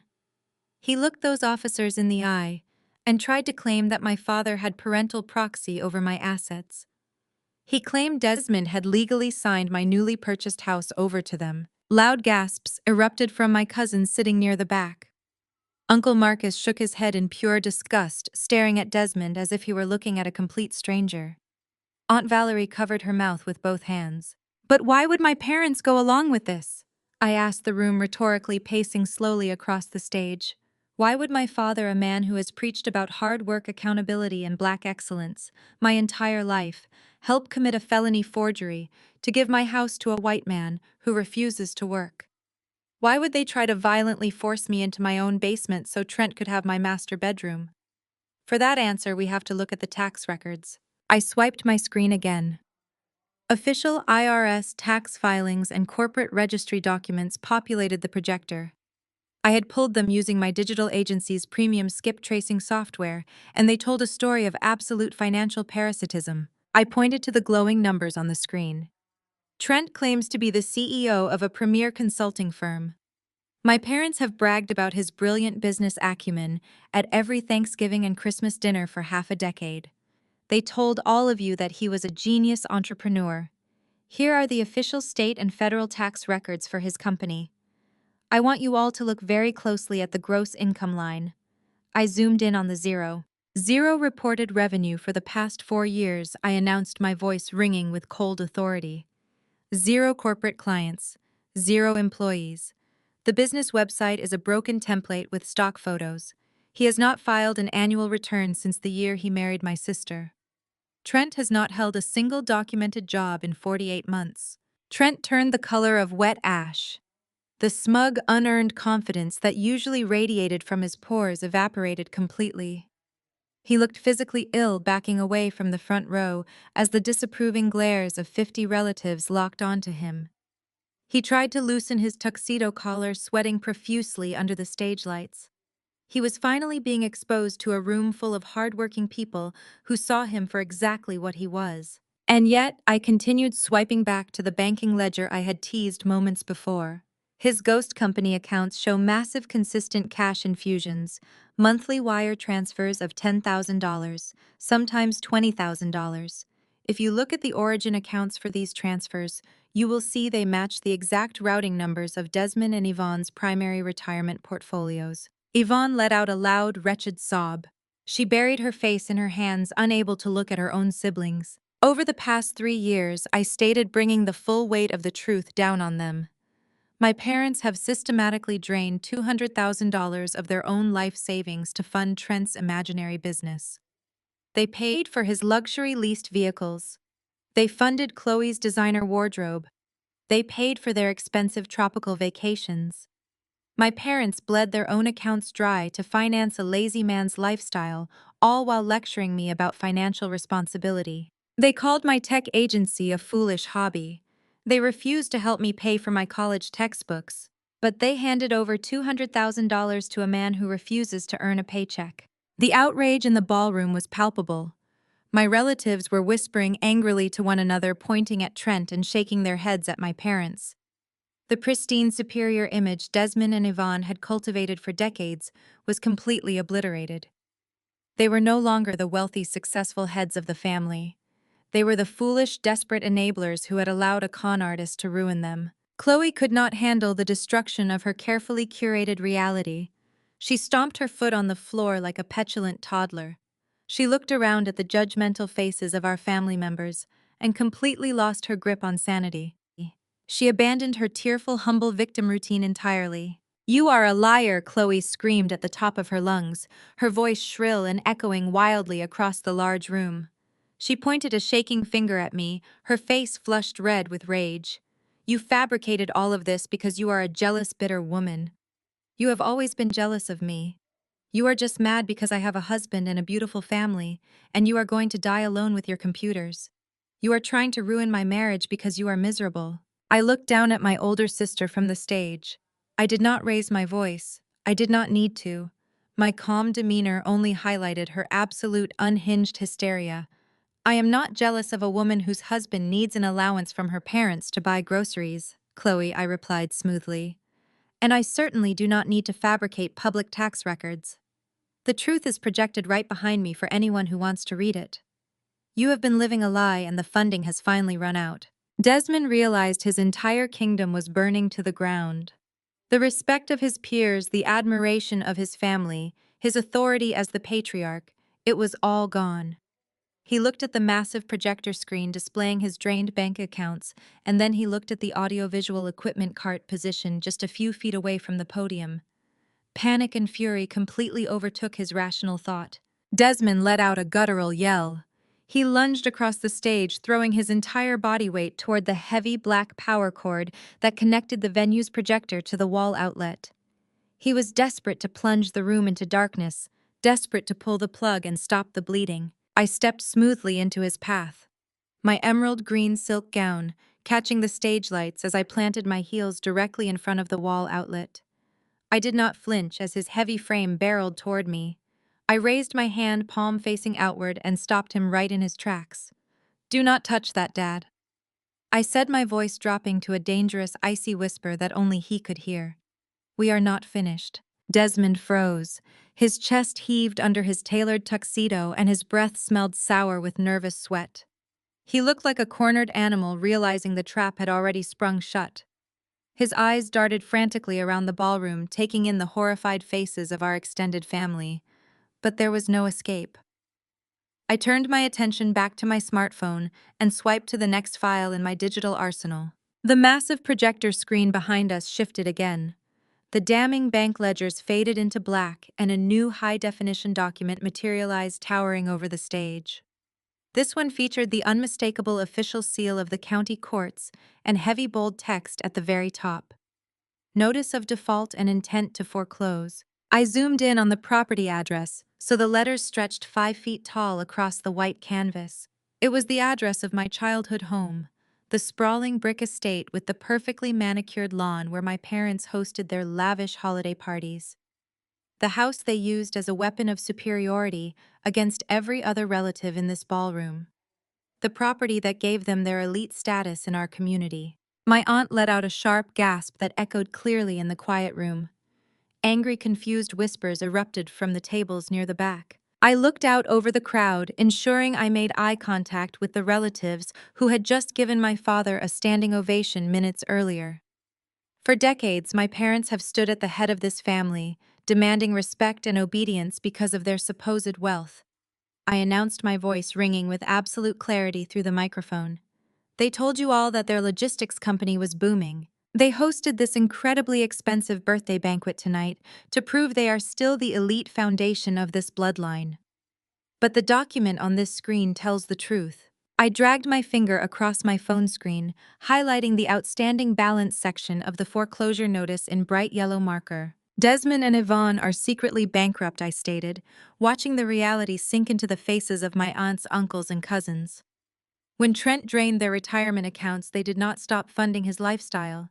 Instead, they took out a second mortgage on their home. Then they took out a third. They maxed out every line of credit available to them to keep up appearances, and they have not made a single mortgage payment in over 6 months. Yvonne let out a choked, whimpering sound from the head table, but I did not stop. I refused to give them any room to spin a new lie or manipulate the narrative. I wanted every single detail laid bare. The bank is executing the final foreclosure on their estate next Tuesday. I continued, projecting my voice over the rising murmur of the crowd. The county sheriff will be arriving to change the locks and remove their belongings. They are losing everything. The empire they have been bragging about all night does not exist. The ballroom was completely paralyzed. The sheer magnitude of the deception was too massive for anyone to process immediately. I turned my gaze to Chloe, who was staring at the foreclosure notice with wide, terrified eyes. Her hands trembled so violently she dropped her clutch purse onto the floor. She had no idea. My parents had hidden their financial ruin even from their golden child, choosing to protect her fragile reality, while their own world burned to the ground. I walked back to the center of the stage, commanding the space with absolute authority. 2 days ago, my parents and my sister ambushed me at my new home. I told the audience the pieces of the puzzle finally snapping together for everyone to see. They brought a moving truck and forged a residential lease agreement. They tried to use police intimidation to force me into my own basement so Chloe and Trent could take the master suite. But it was never just about giving Chloe a nicer closet. I pointed directly at Desmond, who was practically vibrating with rage and humiliation under the stage lights. They needed my house because they are about to be homeless, I revealed, dropping the heaviest truth of the night.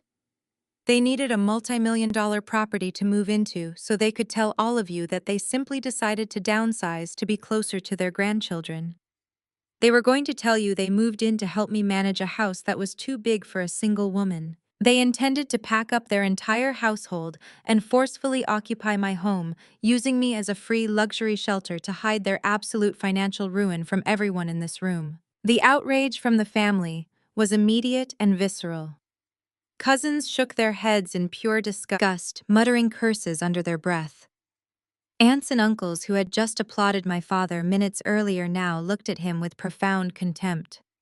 The illusion of the successful, generous patriarch was dead and buried, replaced by the pathetic reality of a desperate con artist willing to steal from his own daughter to save face. Yvonne could not bear the weight of the public humiliation. The protective bubble of her social status had burst, leaving her completely exposed to the judgment of the very people she had looked down upon for years. Her knees buckled beneath her silver-beaded dress. She collapsed heavily into a velvet banquet chair, burying her face in her hands.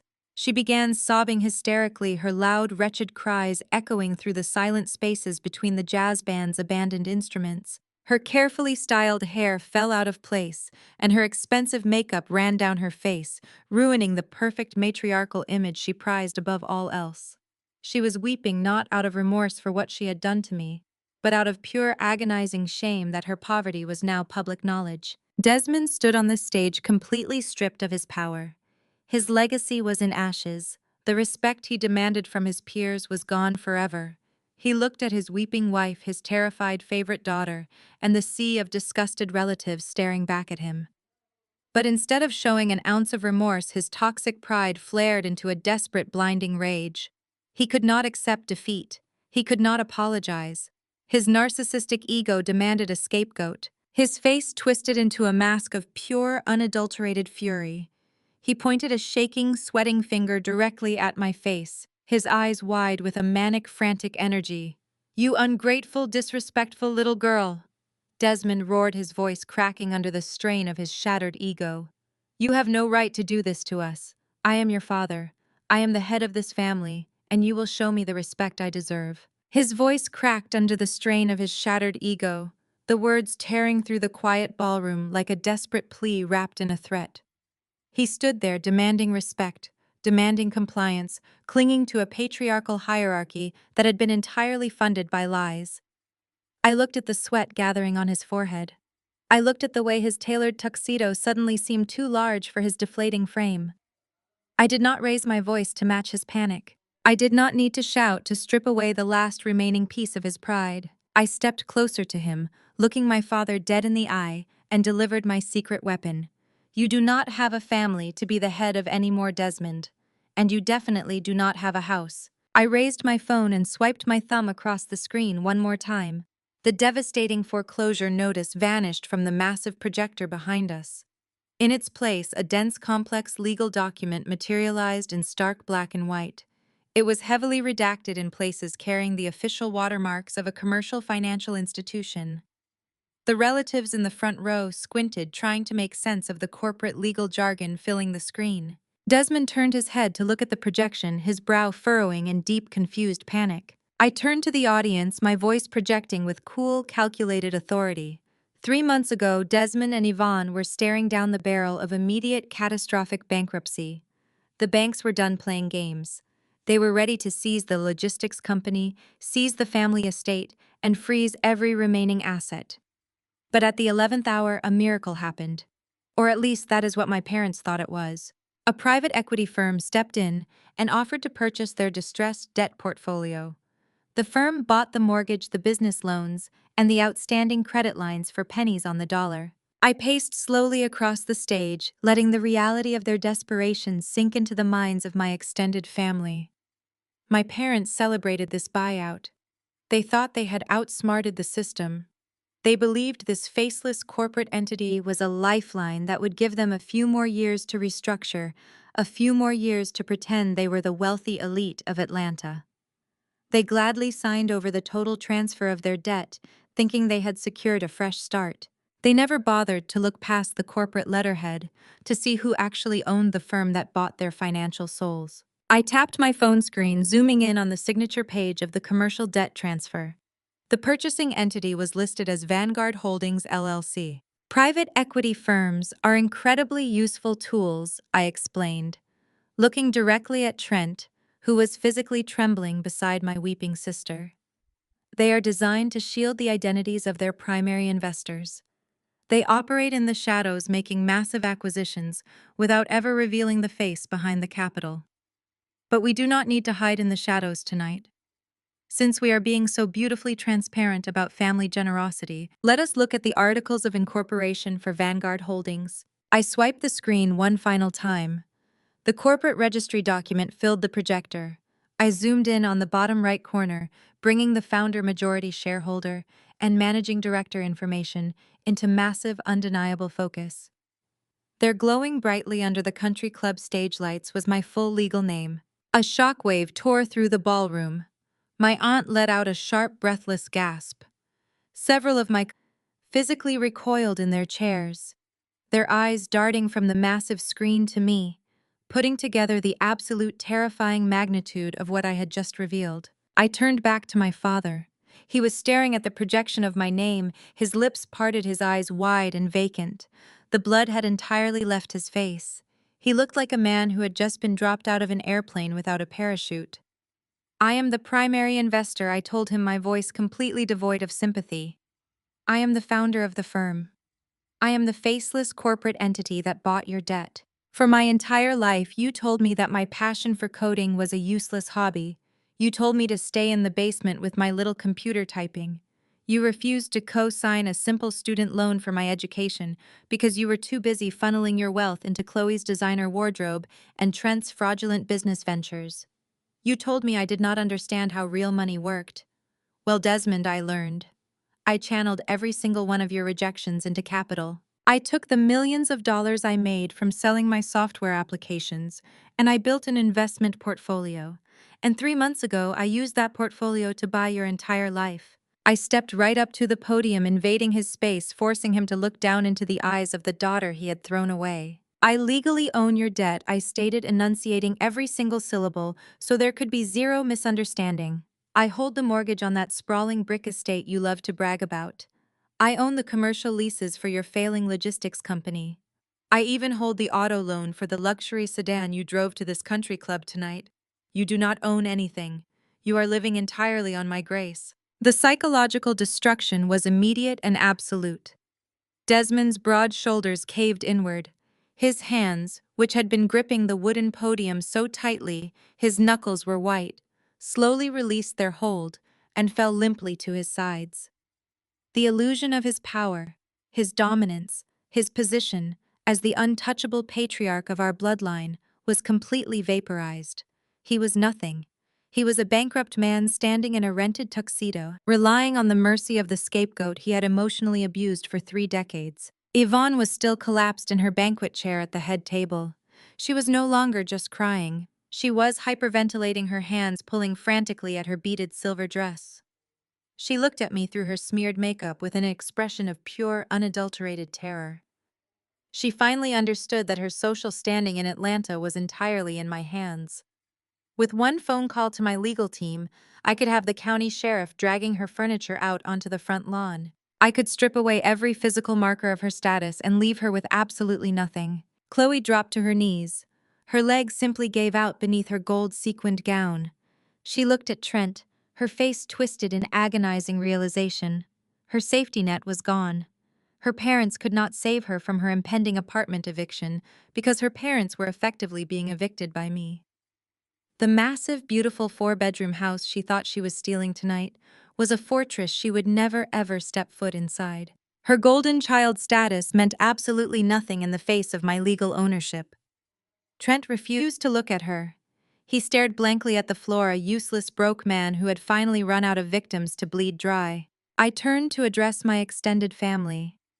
The aunts, uncles, and cousins who had sat in this ballroom and applauded my father's lies just 15 minutes earlier. This is what real generational wealth looks like, I told them, my tone steady and educational. It is not about leasing expensive cars you cannot afford or wearing designer labels bought on credit. It is not about protecting a lazy man just because he married into the family. It is about ownership. It is about building true autonomy so that no one, not even your own parents, can ever use your existence as a pawn in their public relations campaign. They brought me here tonight to humiliate me. They thought they could use peer pressure and emotional manipulation to force me to surrender my home. They thought I was still the quiet, invisible girl who would fold under the weight of family expectations. They were wrong. I am the bank now. The silence that blanketed the ballroom was profound. It was a suffocating, heavy stillness. No one reached for their drinks. No one checked their phones. The jazz musicians in the corners stood perfectly still. Their instruments lowered their eyes wide as they witnessed the complete dismantling of a family dynasty. The waiters stood frozen against the walls, holding their trays of champagne, afraid to make a single sound. The air conditioning hummed loudly overhead, the only noise in a room paralyzed by the sheer undeniable reality of my absolute victory. I stood in the center of the stage, glowing under the bright spotlights. I felt a deep, warm sense of peace spread through my chest. The years of feeling inadequate, the years of wondering why my best was never good enough for them, completely washed away. I did not need their validation anymore. I had bought my freedom, and I had bought their consequences. Then, cutting through the thick, suffocating silence of the country club ballroom, came a sharp, rhythmic sound. Thwack, thwack, thwack. It was the heavy, unmistakable sound of solid wood striking polished marble. Everyone in the room collectively turned their heads toward the center of the head table. Grandma Hattie was slamming her heavy wooden cane hard against the hardwood floor. The sharp sound of the wooden cane striking the polished marble floor echoed like a gunshot. Thwack, thwack, thwack. The suffocating silence in the ballroom shattered as every single pair of eyes snapped toward the center of the head table. Grandma Hattie pushed her chair back. The heavy, ornate wood scraped against the floor. She planted her cane firmly and pulled herself up to her full height. She was 85 years old, but in that moment, she looked like a towering monument of absolute authority. She wore her royal purple dress like armor. Her silver hair was perfectly coiled, and her dark eyes were blazing with a cold, righteous fury that made my blood sing. The entire room held its breath. Nobody moved. Nobody dared to even whisper. Grandma Hattie did not speak right away. She walked slowly and deliberately around the edge of the head table. She bypassed my weeping mother without offering a single glance of sympathy. She walked straight toward the stage where I stood. The crowd parted for her like the Red Sea. Uncles who were well into their 60s instinctively straightened their postures and lowered their heads as she passed. She climbed the short flight of stairs to the stage. I stepped forward and gently handed her the microphone. Her fingers were cool and steady as they brushed against mine. She turned to face the ballroom, leaning slightly on her cane. She let her gaze sweep over the crowd before locking her eyes directly onto my father. Desmond was still standing near the podium, looking like a hollowed-out shell of a man. "You are a fool, Desmond," she said, her voice deep and resonant, projecting clearly through the speakers. "You are a vain, arrogant fool. I and your father worked our fingers to the bone during the hardest years in this city to build a foundation for this family. We scrubbed floors and drove cabs and saved every penny in a coffee tin so you could go to college. We built a legacy of hard work and dignity. And you took that legacy and traded it for leased luxury cars and country club memberships you could not afford." Desmond opened his mouth to defend himself, but a single sharp look from Hattie silenced him instantly. He dropped his gaze to the floor, unable to look his mother in the eye. "You thought you were so clever," Hattie continued, her voice dripping with pure disgust. "You thought you could hide your financial ruin from me. You thought I was just some oblivious old woman sitting at the head of the table waiting for you to spoon-feed me your lies. I have known about your bankruptcy for 6 months, Desmond. I knew the moment you stopped making your monthly donations to the church building fund. I knew when the bank tellers started looking the other way, when you walked into the branch. I watched you and Yvonne bleed yourselves dry to impress people who do not even care about you. I let you play your little game because I wanted to see exactly how far you would fall before you learned some humility." Yvonne let out another loud, wretched sob from her chair, but Hattie ignored her completely. Hattie was entirely focused on dismantling the fake empire my parents had sacrificed me to protect. "But you did not learn humility," Hattie declared, her tone growing sharper. "Instead of facing your failures like a man, you decided to try and steal from your youngest daughter. You decided to throw Zuri to the wolves to save your own pathetic ego. Zuri is the only one in this family who actually inherited my work ethic, and you tried to punish her for it. You tried to drag her down into your sinking ship." Hattie paused, letting the absolute shame of her words settle heavily onto my father's shoulders. Then she slowly turned her head. Her piercing gaze shifted away from Desmond and landed directly on Trent. Trent had been trying to shrink backward into the crowd, hoping the family matriarch would ignore him. He was already destroyed by my financial revelations, but he clearly thought the worst was over. He was wrong. The moment Hattie locked eyes with him, Trent froze. His pale face grew even whiter. "You," Hattie said, pointing a long, manicured finger directly at my brother-in-law. "You are the biggest mistake this family ever made. You thought you found the perfect mark when you married Chloe.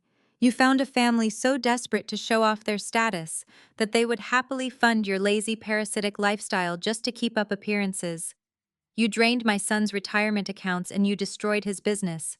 And they let you do it. Chloe tried to step in front of her husband, her face streaked with ruined makeup. "Grandma, please," she begged, her voice trembling. "Trent is a good father. He has just had a run of bad luck." Hattie slammed her cane against the stage floor again, silencing Chloe instantly. "Do not insult my intelligence, child," she snapped. "Your husband is not a victim of bad luck. He is a predator. And his biggest mistake was assuming his white privilege would protect him when he decided to cross me." A collective gasp ripped through the ballroom. My own heart skipped a beat. I looked at Grandma Hattie, realizing she held a secret that even my premium investigative software had not uncovered. Trent swallowed hard, his eyes darting frantically toward the exit doors. He took a stumbling step backward, bumping into a table. "Did you really think I would not find out?" Hattie asked, her voice dropping to a terrifying, silky whisper. "Did you really think an 85-year-old black woman who survived the Jim Crow South was going to let some mediocre, unemployed con artist steal from her?" Hattie turned back to the crowd, commanding the entire room. 2 weeks ago, she announced, her words falling like heavy stones into the silent ballroom. Trent walked into the downtown branch of First Atlanta Bank. He sat down with a loan officer and attempted to secure a massive personal loan to pay off his gambling debts and his looming eviction. The bank required collateral. Do you know what collateral he offered? The ballroom was dead silent. I watched Trent physically shaking, his chest heaving as panic completely overtook his body. "He offered the deed to my house," Hattie revealed, her voice ringing with absolute righteous fury. "The house my late husband built with his own 2 hands. Trent submitted forged documents claiming he had power of attorney over my estate due to my declining mental health. He attempted to leverage my home to secure $250,000. He forged my signature on the application." Chaos erupted in the room. Uncles jumped out of their seats. Aunts yelled out in pure outrage. Uncle Marcus took an aggressive step toward Trent, his fists clenched tightly at his sides. Desmond looked up, his eyes wide with horror, realizing the man he had protected and funded had tried to steal his own mother's home.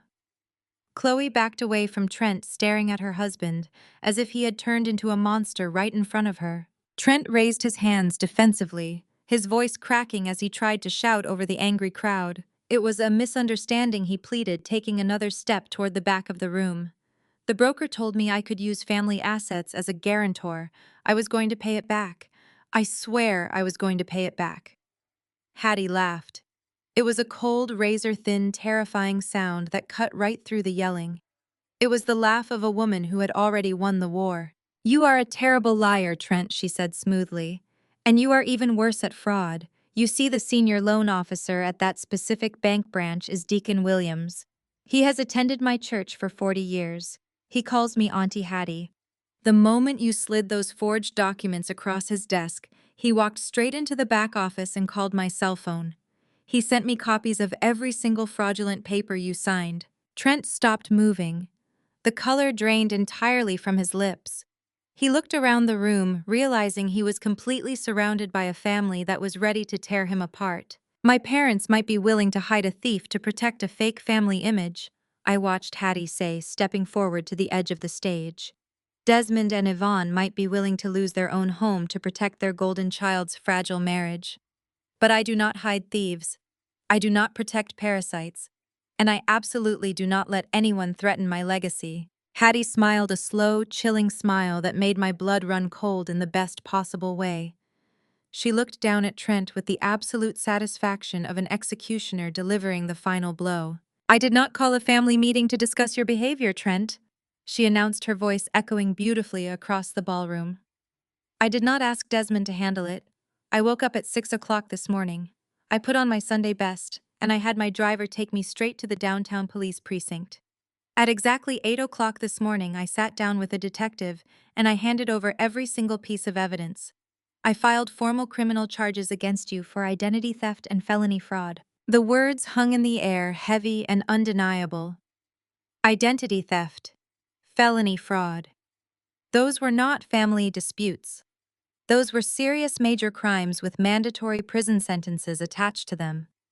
Trent had tried to steal from the matriarch, and she had methodically, quietly, and ruthlessly ensured his complete destruction. I stood on the stage beside my grandmother, feeling a profound sense of awe. She had known about their bankruptcy. She had known about Trent's crimes, and she had sat quietly at the head table all night long, waiting for the perfect moment to let the entire facade burn to the ground. She let Desmond humiliate himself. She let Yvonne play the wealthy matriarch. She let me drop the first series of bombs. And then she stepped in to deliver the fatal strike. Trent spun around wildly, looking for an escape route. His chest heaved as hyperventilation set in. He shoved past a cocktail table, sending half-empty champagne glasses crashing to the floor. He abandoned his wife, he abandoned his children, and he sprinted desperately toward the heavy wooden double doors at the back of the banquet hall. He thought he could outrun the consequences. He thought he could slip away into the warm Atlanta night and disappear before the authorities caught up with him. But Grandma Hattie was always 10 steps ahead. The moment Grandma Hattie uttered the words, "Felony fraud," the last remaining thread of Trent's manufactured confidence violently snapped. The sheer terror in his eyes was absolute. He looked wildly around the crystal-lit ballroom, his chest heaving under his ill-fitting rented tuxedo. He realized simultaneously that my father was completely powerless and that my grandmother had masterminded his ultimate downfall. The walls of the Buckhead Country Club were rapidly closing in on him. He did not try to apologize or beg for mercy. Instead, his survival instinct kicked in with a raw, cowardly panic. Trent shoved his heavy banquet chair backward so violently it toppled over and crashed into the adjacent table. He spun around, completely abandoning his weeping wife, and sprinted blindly toward the back of the room. He slammed his shoulder into a passing waiter, sending a silver tray of champagne flutes shattering across the polished marble floor. Relatives scrambled out of his path, shouting in shock and disgust as he barreled past them. He was making a desperate, pathetic dash for the heavy oak emergency exit doors at the far end of the hall. He hit the push bar with both hands, throwing his entire body weight against the wood, believing he could just slip out into the humid Atlanta night and vanish before the consequences caught up with him. But Grandma Hattie had choreographed this entire evening with terrifying precision. The heavy double doors burst open, but Trent did not step out into the warm evening air. He ran squarely into the broad chests of two massive uniformed Atlanta Police Department officers. They had been waiting silently in the carpeted lobby the entire time, acting on the exact timeline my grandmother had arranged. The lead officer did not even blink as Trent collided with him. He simply grabbed Trent by the lapels of his tuxedo, spun him around with effortless, practiced force, and slammed him face first against the country club wall. The sound of Trent's body hitting the drywall echoed sharply over the stunned murmurs of our extended family. "Put your hands behind your back right now," the officer barked, his voice carrying the undeniable authority of the law. Trent tried to squirm, stammering out a frantic string of denials, claiming there was a huge mistake, crying out that he was a respectable businessman. The second officer grabbed Trent's wrists, wrenching them backward with a sharp, metallic click that sliced through the tension in the room. Handcuffs locked securely into place. The physical reality of the cold steel snapping around his wrists finally broke him. Trent began to openly weep, his face pressed against the decorative wallpaper, his unearned privilege failing him in the most public way imaginable. "You are under arrest for identity theft and felony forgery," the lead officer stated loudly, reciting the Miranda warning as he hauled Trent back to his feet. Every single aunt, uncle, and cousin in that ballroom watched in absolute mesmerized silence. Cell phones were suddenly raised in the air, camera lenses focused directly on the golden couple's spectacular destruction. The very same family members who had given Trent a standing ovation just 20 minutes earlier were now actively recording his criminal arrest. The officers grabbed Trent by his biceps and began dragging him down the long, brightly lit corridor towards the main entrance of the country club. Trent twisted his neck, looking back over his shoulder toward the stage. "Desmond," he screamed, his voice cracking with pure, pathetic desperation. "Desmond, do something. Call your lawyers. Tell them it was a mix-up. Tell them you gave me permission." I was literally begging the father-in-law he had just bankrupted to save him from a prison sentence. But Desmond did not move a single muscle. My father stood frozen near the stage podium, his face an ashen mask of total humiliation and defeat. Desmond realized that if he even attempted to defend Trent, Grandma Hattie would turn her wrath on him next, and I would gladly expedite the foreclosure on his house. Desmond simply lowered his head, staring at his expensive shoes, completely abandoning the man he had chosen over his own daughter. The heavy lobby doors swung shut, cutting off Trent's frantic sobbing, leaving behind a ballroom thick with the scent of spilled champagne and shattered illusions. The reality of the situation crashed down on Chloe with the force of a falling building. The golden child, the pageant queen who had spent her entire life stepping on my neck to elevate herself, suddenly found herself standing in the wreckage of her own fraudulent existence. Her husband was on his way to a county jail cell. Her parents were secretly bankrupt and facing imminent foreclosure. She was officially evicted from her apartment. And the multi-million-dollar tech developer she had spent the entire evening mocking was now the sole owner of all their debts. She had absolutely nothing left. The arrogant, triumphant smirk she had worn when she accepted that fake golden key from our father was completely erased, replaced by an expression of pure, unadulterated terror. Chloe let out a gut-wrenching wail, a sound so raw and desperate it made my skin crawl.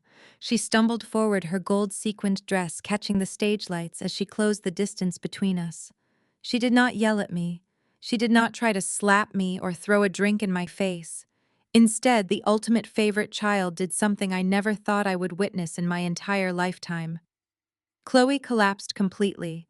Her knees gave out and she fell hard onto the floor right at the edge of the stage, landing directly at my feet. She reached out with trembling, frantic hands and physically grabbed the hem of my emerald silk gown. Her perfectly manicured nails dug into the expensive fabric as she looked up at me, tears streaming down her face, ruining her elaborate makeup. "Zuri, please." Chloe sobbed, her voice loud and echoing through the microphone I still held in my hand. "Please, you cannot do this. You have to help me. I have nothing. Trent is gone. The apartment is gone. Where are my kids going to sleep tonight? Please, Zuri, you have that huge, beautiful house. We just need one room, just the basement, anything. I will do anything." She was begging me for the exact same basement room she had mockingly tried to banish me to just 2 days ago. She weaponized her children instantly, using my nieces and nephew as human shields to trigger my guilt. She expected my innate sense of Black sisterhood, the deep cultural conditioning that demands we constantly set ourselves on fire to keep our relatives warm, to suddenly override the years of abuse she had inflicted upon me.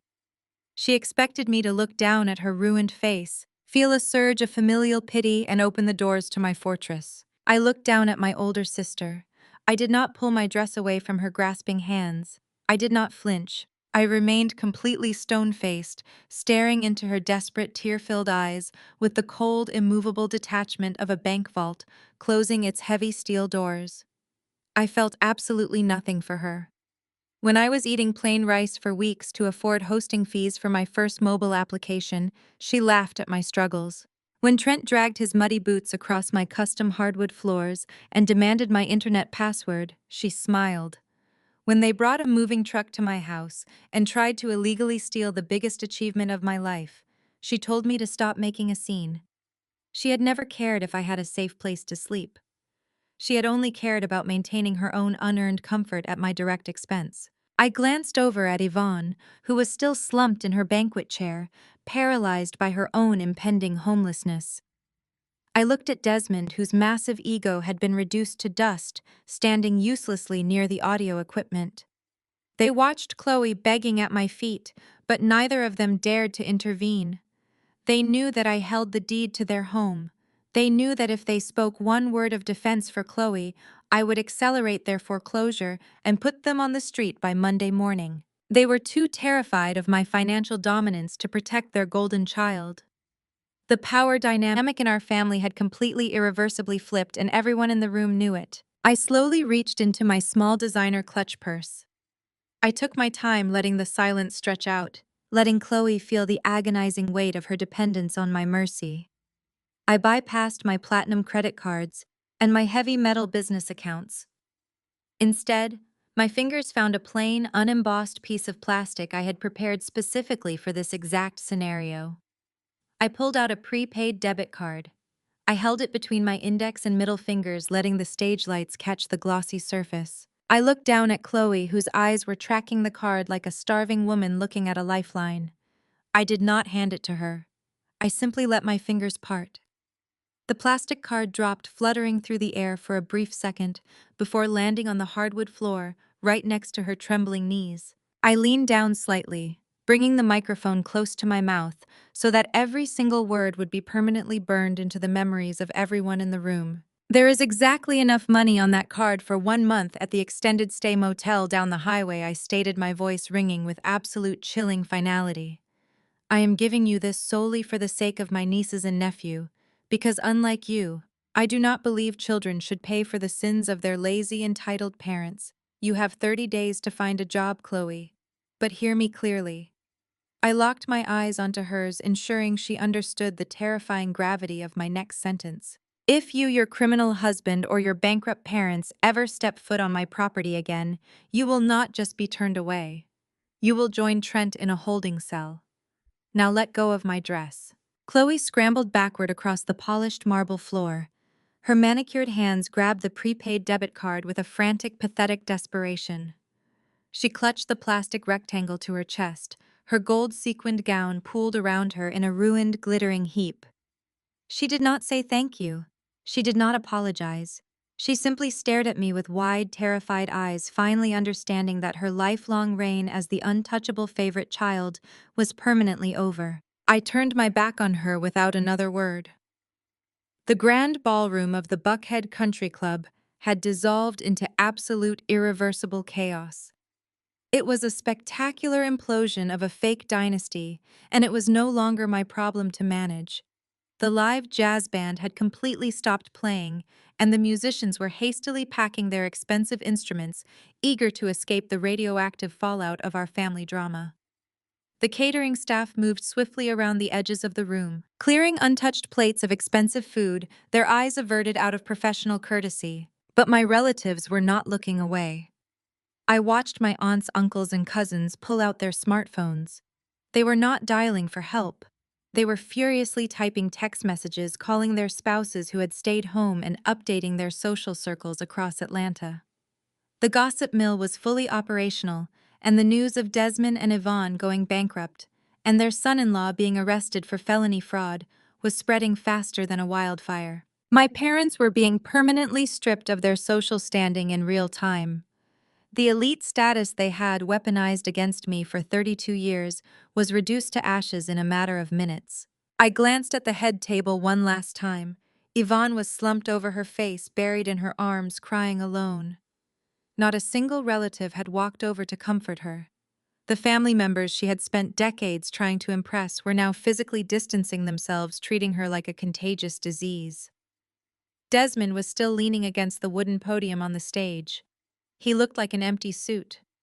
The arrogant, booming patriarch who had tried to physically intimidate me on my own front porch just 2 days ago was gone. He stared blankly at the massive projector screen which still displayed the corporate registry proving I owned his debt. He knew exactly what awaited him on Monday morning. He knew he would have to call my private equity firm, swallow every ounce of his toxic pride, and beg his youngest daughter for a roof over his head. They were entirely at my financial mercy, and the weight of that reality had finally crushed them. I looked away from the wreckage. I had no pity left to give. I turned my attention to the only person in that massive room who was worthy of my respect. Grandma Hattie stood tall near the edge of the stage, both hands resting firmly on the polished handle of her wooden cane. Her royal purple dress was impeccable. Her posture was unbroken. I walked slowly toward her, leaving the chaos behind me. When I reached her side, I did not say a word. I simply offered her my arm. Hattie looked at me, her dark eyes shining with a profound, unspoken pride. She saw the woman I had become, the architect of my own empire, built on the very same resilience she had used to survive and thrive decades before me. She reached out and linked her arms securely through mine. The physical contact was deeply grounding. Together we turned and began the long walk down the center aisle of the ballroom. As we moved, the chaotic shouting and frantic whispering instantly died down. The crowd of relatives parted for us, stepping back to clear a wide path. Nobody dared to speak to us. Nobody dared to ask a single question. They simply watched in reverent silence as the true matriarch of the family and the new head of the estate walked out together. We pushed through the heavy wooden double doors and stepped out into the quiet, carpeted lobby of the country club. The humid Georgia night air washed over us as we moved through the main entrance and out to the valet stand. The flashing red and blue lights of the police cruisers were already gone, taking Trent away to a concrete cell where his white privilege could no longer shield him from the consequences of his actions. Grandma Hattie's private driver was waiting near the curb, holding the door open to a sleek black town car. My own sports car had been pulled up right behind it. Hattie unlinked her arm from mine. She reached out and patted my cheek, her touch cool and incredibly gentle. "Yao built a beautiful house, Zuri," she said, her voice rich and steady. "Make sure you only let beautiful things inside it." I smiled, a genuine, relaxed smile that reached my eyes for the first time all evening. "I promise, Grandma." I watched her driver close the door, and I waited until her car pulled smoothly out of the country club gates before I turned to my own vehicle. I slid into the driver's seat, the rich leather perfectly molding to my posture. I pressed the ignition button. The engine roared to life with a deep, satisfying hum. I pulled out onto the quiet, tree-lined streets of Buckhead, leaving the toxic ashes of my immediate family far behind me in the rearview mirror. The drive back to my suburb was incredibly peaceful. The aggressive, suffocating tension that had gripped my chest for the past week was completely gone.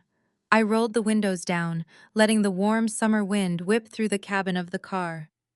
I did not turn on the radio.